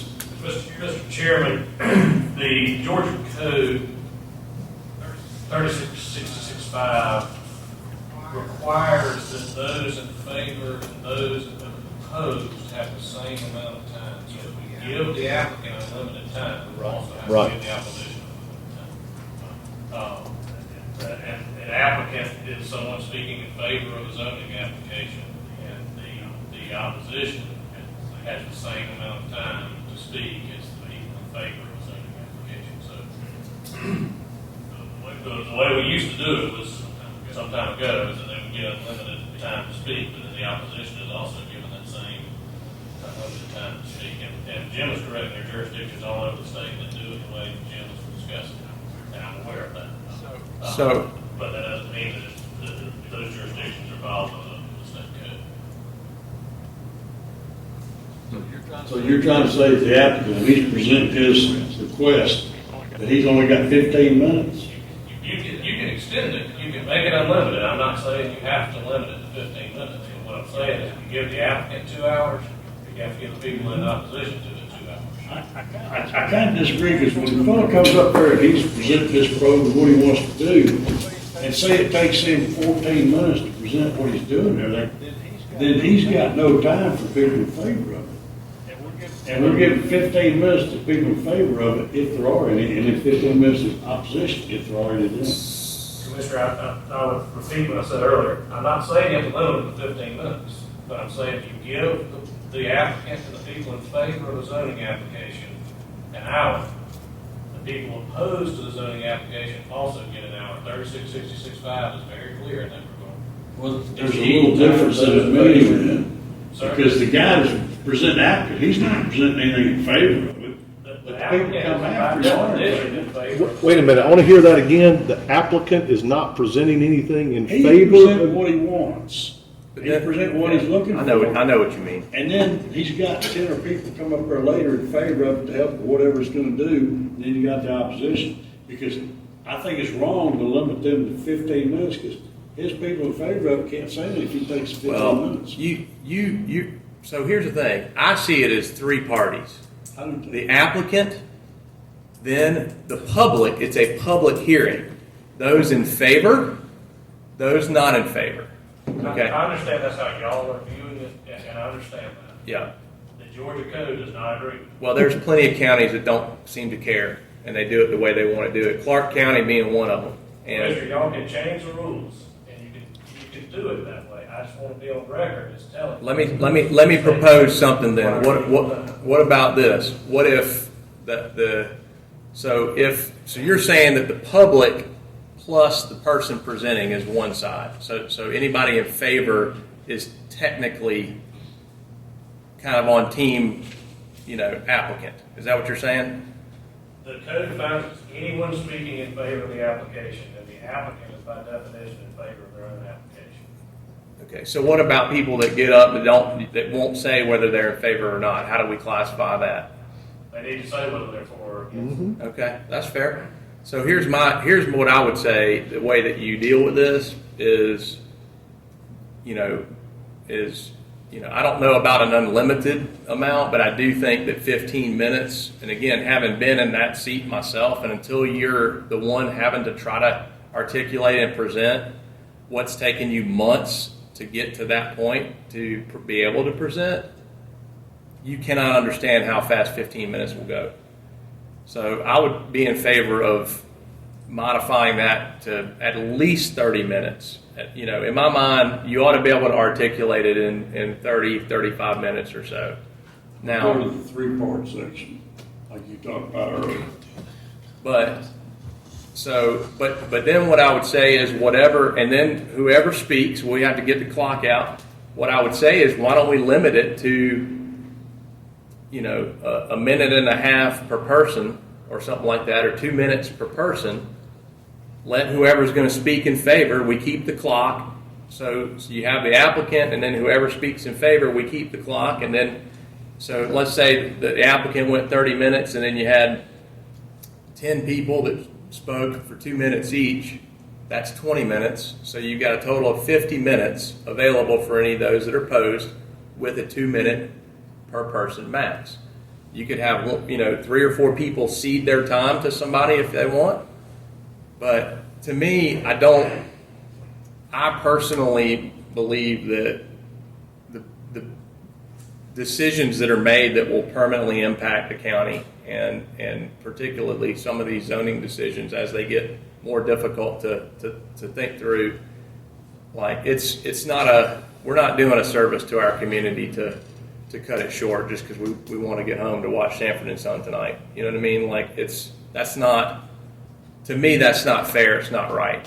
And so that's where I'm at on it. If we have to do it where it's 50-50, then I would say do it where it's, a max of 2 minutes per person, other than the applicant. And the applicant can, to me, like anything short of 30 minutes, and if it's if it's just a division of 2 lots, somebody's trying to get an extra lot or something, that shouldn't take more than 3 minutes. But, for something that's substantial, I think we need more time.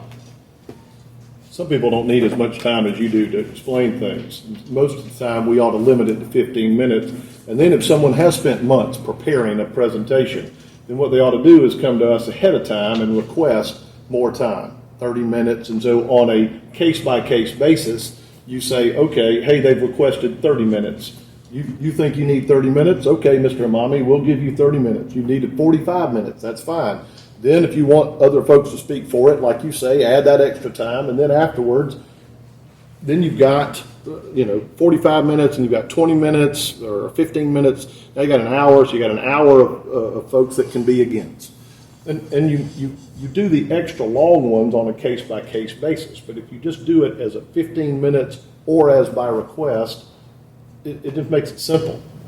Well, is this ACCG got any guidelines on that? They probably do, but Mr. Chairman, to your comment, the way I have done it in other jurisdictions, it seems done that works well, is the applicant will make a formal request, a complex zoning issue, to suspend the rules and allow them, I've even given up to an hour on each side recently.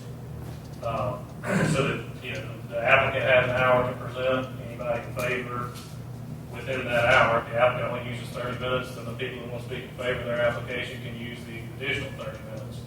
And then the people opposed also get that same hour on your general cases. And I'm not saying it has to be 15 minutes, that's up to y'all. Y'all can change the minimum time limit to whatever you think is a reasonable minimum time limit, as long as it's more than 10 minutes. That's a decision for y'all. The only thing I'm saying is it has to be both sides get an equal amount of time. Well, the other thing. There's a number of ways we can do it. We can have a minimum time frame. The 15 minutes is too short. We can lengthen that minimum time frame. Right. And then we can also, as part of the zoning officer's application, can make the applicant aware, should they feel they're going to need additional time, this is the procedure to request that additional time so that y'all can suspend the rules and allow that additional time. So, There's another issue that I wanted to bring up, is that everybody makes their presentation. Then on top of that, we all get to ask questions. And a lot of the things, we take up plenty of time just asking questions, getting clarification on things from whether it's from the folks for or against. Mm-hmm. And so that, of course, adds, to the total amount of time on each and every hearing. So I had two people in that last meeting tell me they would have gotten up to speak if they had not felt hurried by this commission. Okay, for or against? For, because by the time he got done, we were telling him, anybody in favor of this, you're done. We don't have time for you. That's wrong. It's wrong. I don't care what the Georgia Code says. That's wrong. You have an applicant, and then you have the public who is affected by the application. I may be affected in a positive way. Let's say there's a Zaxby's that wants to relocate near River Forest. I just came to the meeting. It affects me. Hey, I want a Zaxby's. Why should my time as a citizen be rolled into the applicant's application? Does the guy that's opposed to it have more rights than me? No. I think it's the application, and then as many people from the public that want to speak, up to 2 minutes, then you say, okay, how much time did that take? If it was an hour, you offer an hour for those that are opposed. We'll never have it. We'll never have the opposition go an hour. It'll never happen, especially if you put it at a 2-minute max. But that's how, from my experience in other counties and meetings that I've gone to, that's closer to how it goes than the way that we did it. And I would say that, in my mind, a minimum of an allowed 30 minutes, and then more if it's really complex. Some of the rezones that are out there, honestly, it's like 15 different rezone hearings in one. If you do a planned unit development or something that's got all kind of complexity.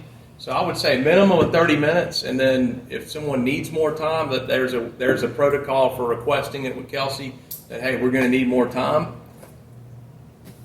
I'm not opposed to doing what Ben says and staying in accordance with the state, but I don't think that if there were people in favor of Mr. Ingram's project that I consider reputable people with a very relevant interest and opinion about the matter that felt rushed the night that we had that.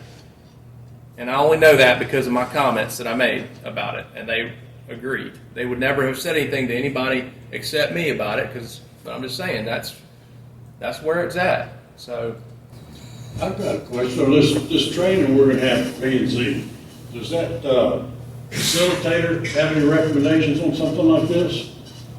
He does. I discussed it with him, and we both agree on the interpretation and the planning and zoning training that I was recommended we do would be conducted by Brandon Bowen. It's either Bowen, Jenkins, and Walker, or Jenkins, Bowen, and Walker. I can't remember the way the names run, but planning and zoning is all he does all over the state of Georgia. We've discussed the time limits. He was going to discuss that with y'all at the training and what the time limits are and the different ways to do it. But we're both firmly in agreement too. And whether you make it equal 30 minutes, 45 minutes, an hour, whatever the commission thinks is reasonable, it's fine. I just wanted to be clear that the state law requires equal.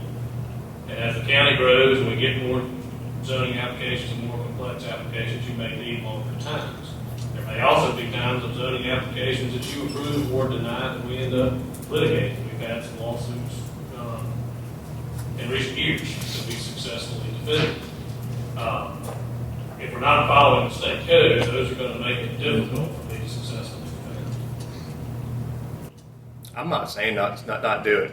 I'm saying what I know nobody up here wants to hear, which is we give more time and then we allow as many public people that want to speak in our county.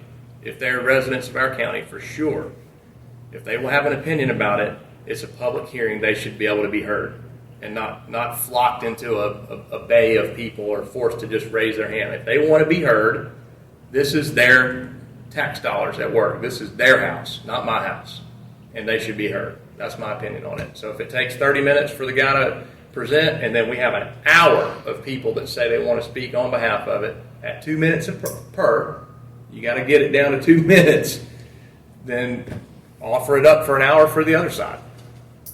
It's not going to happen. We're not going to have it happen unless it's really complex or it really affects people. So then why wouldn't we do it at 15 minutes and then make an exception for those cases that people think they need to present longer? Which is exactly what I said about 20 or 30 minutes ago, was do it the way we're doing it now. But then when there's a more complex situation. The reason we're talking about this is because you stood there with your gavel and hurried this process up the other night. Did the applicant get their approval? Did the applicant feel rushed? That's the question, and the answer is yes. And so did people that pay taxes in this county felt rushed by our process. It's not our convenience that we're here for.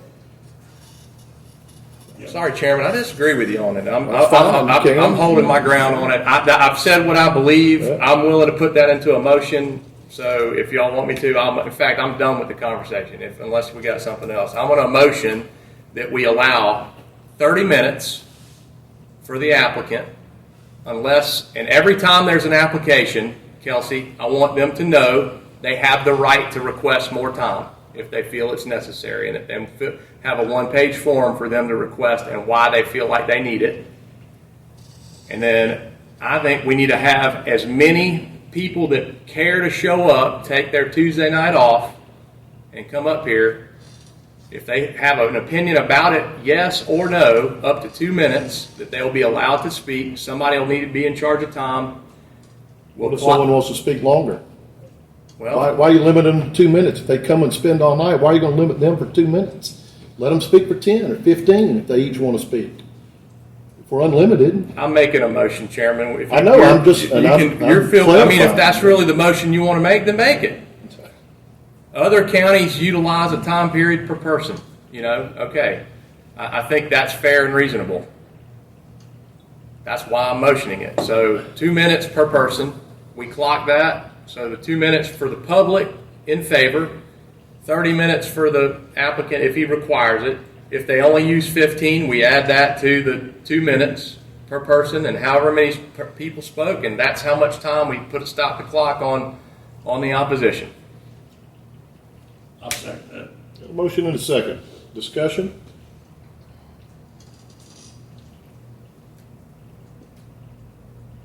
All in favor? All opposed? All right, motion passes. Next item on the agenda, mask mandate. Commissioner Davis. Yes, the mask mandate I was talking about is for county employees and visitors to county property and buildings. County vehicles if you got someone in the vehicle with you, I would like to see a mask mandate. Reason for this, I want to feel like we're doing everything we can to protect our employees and visitors to our building with a mask. As you all know, we've had to shut down a couple of departments because of this. I have to wear a mask every time I go to work 12 hours a day, so I don't think that'll be a problem. I just would like to see us do something to try to put another safety step in to try to help protect our employees and visitors to our county property and buildings. Okay. Are you making that in the form of a motion? Yes, I would like to make a motion that we put in place a mask mandate for all county employees and visitors to our property and buildings. And if we in a vehicle with a county vehicle with someone, you need to have a mask on. Okay, got a motion. Do I have a second? I'll second for discussion. Got a motion and a second. And moving into discussion. I think that we've got two out right now with are the most sincere mask wearers that I've seen, and they both came down with it. And just like the Walmart and Ingles place like that, they got signs they won't come in there, and they're not enforcing it. And I don't want to restrict our employees when they're out to work, because they work with the same bunch all day long. But, you know, as far as putting up a sign requesting people when they come into the county building, I could see that, asking them to wear a mask when they come in, so they wouldn't spread anything to our employees that are in here. Because somehow our water department's got it, and the rest of them. But I don't want to restrict our employees out of the car, because just like the road department, they've got crews that work together, been working together for a good while. And they, you know, it'd be like different having them wear a mask when they're in there like that. But I wouldn't be opposed to asking the public when they come into our facilities to wear a mask until Dr. Fauci can make up his mind whether they're good or whether they're bad, whether you wear two, whether you wear three. I don't think these masks help that much, but if it makes them mentally think it does, I'm for it. Question for you: have you had complaints from within the Yes. county from staff people Yes. about it? Do you Yes, want I to? have. Can you share anything without like being specific about the like without Yes. just with protecting people's?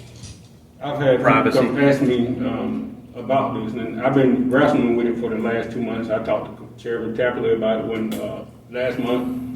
Me and Commissioner Rowley had conversations about it, but some of the employees have. I was at the road department right after they came out of quarantine, and about 2 or 3 guys had masks on, and they approached me about it. So when they approached me about it, I got it. You know, I'm a public servant, so I got to bring it before the board. You know, and you know, right before Christmas, that department had to go in quarantine also. What punishment do you want us to impose for folks that don't wear a mask? Actually, I haven't seen anywhere where people do punishments. You know, like for instance, my job, you got signs everywhere, and out of respect, people do it. So, if you're in elevators, mask on. If you're in the office with people, mask on, and people just out of respect do it. So, I haven't seen anywhere where you oppose a penalty or anything. We just ask them to do it, and just out of respect and being an adult, you do it. Plenty of the public here think that that's infringing on their rights, and I mean, they want to come in and pay their taxes. Are we not going to let them come in to pay it if they don't wear a mask? Well, I think majority of them, when we see the sign out, majority of them are going to put the mask on. I mean, the city, they got it when you go in their building, signs on, and people go in there and they put the mask on. So We're not the Won't let you city. in the city without a water bill. I'm not saying we're the city, but I'm just saying those are just examples of. I mean, I respect if you see the signs, you should do it. I think so. And with someone who's been through it, you know, I think masks important. It helped me. I feel that it has helped me and my family. Okay. And true, people wearing masks and still get it. Who's to say you could took it off a second and took a sip of water? This is an airborne virus, so we never know. You can catch it in a split second. So Any other questions, comments? I just take it serious because I've been through it, and it took a great toll on me and my family. So I'm very sincere to it, and to my heart. I would like to go to sleep at night knowing we're doing the best we can to protect the safety of our employees and citizens. Jim, you got something? Well, okay, county manager. I think, well, number one, I've not had one employee suggest this to me or complain about it. Not one. I'm the most vulnerable, I'm the oldest, and I've done what it's taken to protect myself and to make sure I didn't carry the COVID virus home to my ill wife.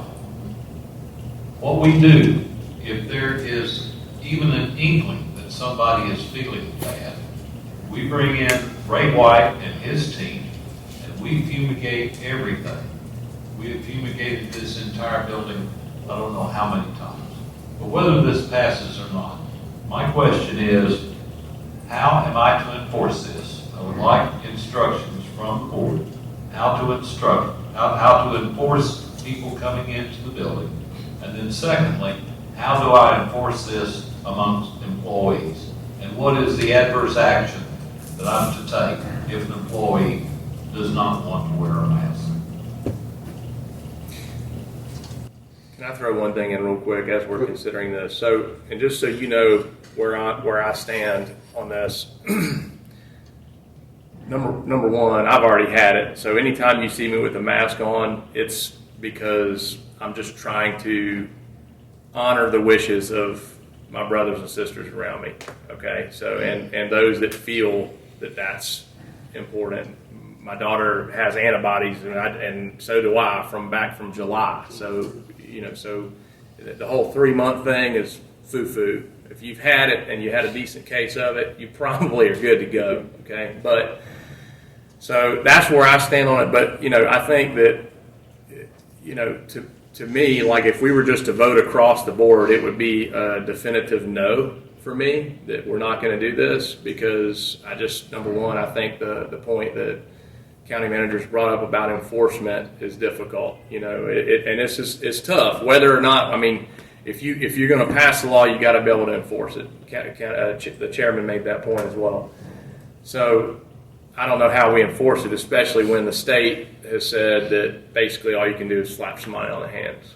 So at the same time, where I am a little bit more attentive would be in a situation where, let's just say there's a crew member in Junior's crew that has to ride in a crew cab truck with 4 other guys, and they feel like their health is in danger because the other members of the truck or whatever are not wearing a mask. So to me, is there not a way to honor the wishes of that employee who feels insecure or at risk in that particular situation, or maybe have it where there's any area where we're going to be forced to be within 6 feet of one another that we have to wear a mask or something like that? Yes, sir. Let's talk about the 6 men and women, hopefully just men, that sleep in the fire station. There's 6 on a ship. Do they have to sleep with a mask on? I hate to see government impose any regulations on citizens. It just seems like government's trying to force everything down our throat. There's no proof that any of this stuff helps or hurts. Dr. Fauci even says that, and then he changes every day. I mean, I hate to restrict our employees. I hate to restrict, just like if we pass it, everybody in here right now have to have a mask on. And I mean, I'm just as vulnerable as you are, but they take that vitamin D. Everybody's vitamin D deficient mostly, and zinc. That helps build your immune system. When they started this last year, I started taking that. Luckily, I've been around people who had it, and I've never cut down with it. But I think people should take care of themselves more. When you go get your blood test, they don't check for vitamin D. That's one of your immune system's main things, that and zinc. I think, and by the way, fundamentally I agree with you.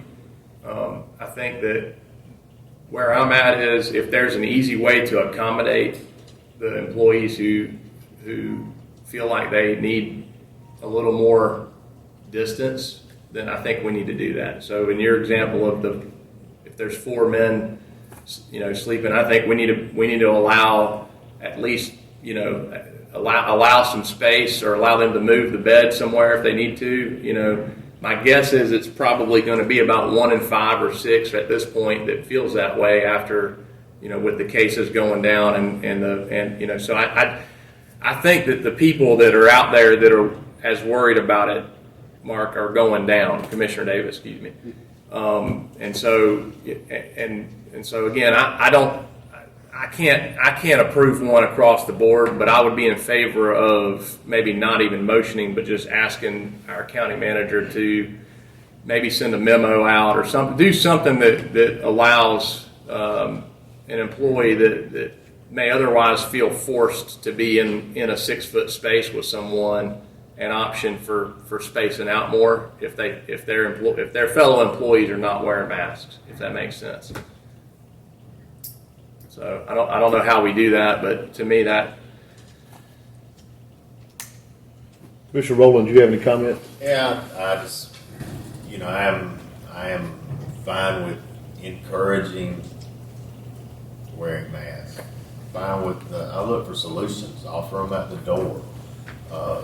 Just focused on the vaccine and getting people the vaccine. Right now, if you're 55 and up, those are real solutions to getting through this.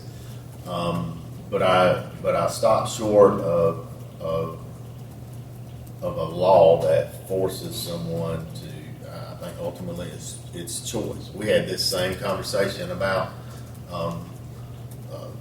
smoking on county property, and our feeling was we encourage people not to smoke, and but at the same time, it's ultimately we said we weren't going that deep into people's personal lives. We just want to leave it as a choice.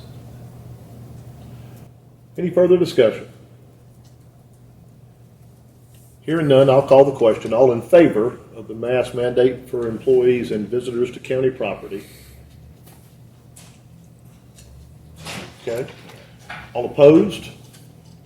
All right. Motion doesn't pass, but we appreciate your concern for the employees and for the people. Absolutely.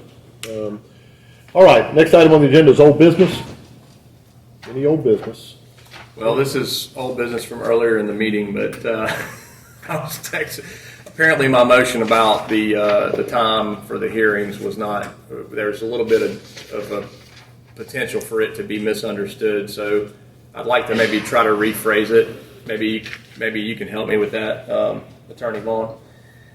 So, I think that the idea was that up to 30 minutes, unless the applicant requests more time, was the first part. Then for general public, those in favor, up to 2 minutes per person, and then those opposed, up to 2 minutes a person, and then whatever the balance of that time is. So if it's if there was more time given, I mean at that point, since the opposed goes second, if it's shorter than the applicant plus those in favor, then we're done. If it goes longer than the applicant plus those in favor, then the applicant should have ceded back to them the opportunity to match that amount of time, according to the state law. Is that correct? Yes, as long as we make sure it's equal. The one, and I don't want to belabor the subject or anything else, but I would like to make sure we get it right and don't come back and do it again. The one comment I would make, Commissioner, is on the opponent's side is to make sure we're going to give them at least 30 minutes plus whatever other time is used by the people in favor. Is that? So let's say there was the applicant presented for 30 minutes, and we had 5 people that also wanted to speak. That would be a total of 40 minutes used. So the opposition would also get 40 minutes. Is that true? Well, no. What I'm saying is if there's more, so 40 minutes would be 2 minutes times what I mean 20 people. 20, thank you. So, but if there's 21, then we need to let that 21st person speak. Yeah, I'm not suggesting we cut it off. I'm just saying that if the applicant speaks for 30 minutes, and then there's 15 in Okay. favor, that's more math than I want to do. All right, 45. Okay, 40. 40 minutes total, then the opposition gets that equal total time, is that correct? With the 2-minute restriction. Unless they go over, in which case, I mean, because there will be times where we'll have more opposed, right? So, I mean, to me, I think that if it goes over, then we need to offer that time back to, but if there's 10 people that waited till 11, we've been here till midnight before past that. So, I mean, if there's 10 people out there that waited that long, standing in the lobby to say their piece about a rezone, you know, even if the against has had enough time, my opinion is that they should be allowed to speak. Okay, so we want to, instead of having a maximum time frame in our code, it sounds like we want a minimum. I think, no, I guess kind of what we're doing is, the only maximum we're doing is a per person. We're not doing a per part, I mean, and the applicant. So the applicant would have a maximum unless they request additional. And then each person, whether they're for or against, would have a max. And so theoretically, in your example, 30 plus 10 in favor, 10 minutes in favor, say 5 people spoke, 2 minutes each. At that point, if there were 50 minutes of against, then you to be jiving with the state law, we'd have to give 10 minutes back to. So we would give, if the people, I think I probably want to repeat it to make sure. If the people in favor plus the applicant spoke for a total of 40 minutes, we would give the opposition a minimum of 40 minutes, but they could have, if it took 50 or 60. That's what I'm trying to get at. Thank you. We would give that time back to that applicant. We'll probably need to take another vote on it just to make sure everybody's comfortable with that. We'll have to pass this through the P&Z process and come back to the board with an ordinance, because we're changing the zoning ordinance. Okay, all right. So I think if we're clear on it, there's a consensus, that's what we want to do, we'll draft it. So this goes for both meetings then, P&Z and ours, if we do it? Okay. Jesse, what are y'all doing now? When they applicant comes down in front of planning zone? The same way that you guys handle it, the 15 minutes for both. Including the applicant's speech. I just, it just feels better just to have both boards do it the same. Well, I think it's good for consistency for the people too. If the two boards have different processes, then the people that are not familiar with coming and speaking to these boards have to learn 2 different processes, which we'll prepare that. I'll circulate it by email, let y'all make sure we've got it the way you want it, and we'll pass it through the zoning commission and back to this board. Sounds good. Thank you, Ben. I got a question. Why are we limiting people to 2 minutes? Well, we'd be here all night if we give them 10 minutes. People We'll be here all night anyway. I mean, but why should someone be limited for or against to 2 minutes? Well, I mean, if he's not presenting the program he's wanting, you know, I come up here and I'm in favor of the ZAC or something, I can explain that in 2 minutes. But I can't take 2 minutes and lay out that retirement home or the housing for the, like down on Forsyth Road. You know, that's going to take a lot of time when they do things like that. But the 2 minutes for the opposition or opposed to each person is plenty. 2 minutes is a long time if you sit there and think about it. So is 15. But anyway, go ahead. You got everything you need, Mr. Hedges. He's got everything he needs, I'm sure. I had proposed this planning and zoning training on Thursday, April Fool's Day, and Commissioner Davis had a conflict, so I do too. could I get concurrence and back this up to Tuesday, April 29th?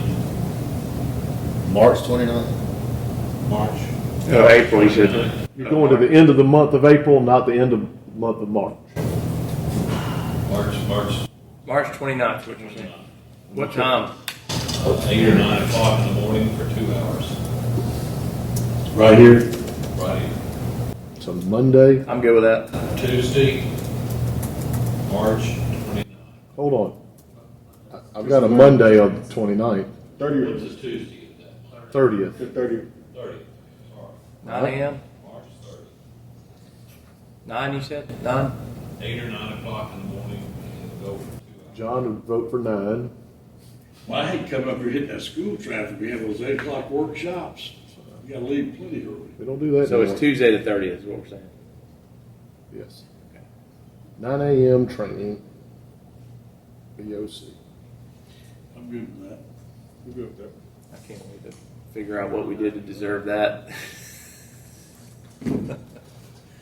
Apparently, we warranted it. Chelsea, you'll be touching on your Yes, that works better for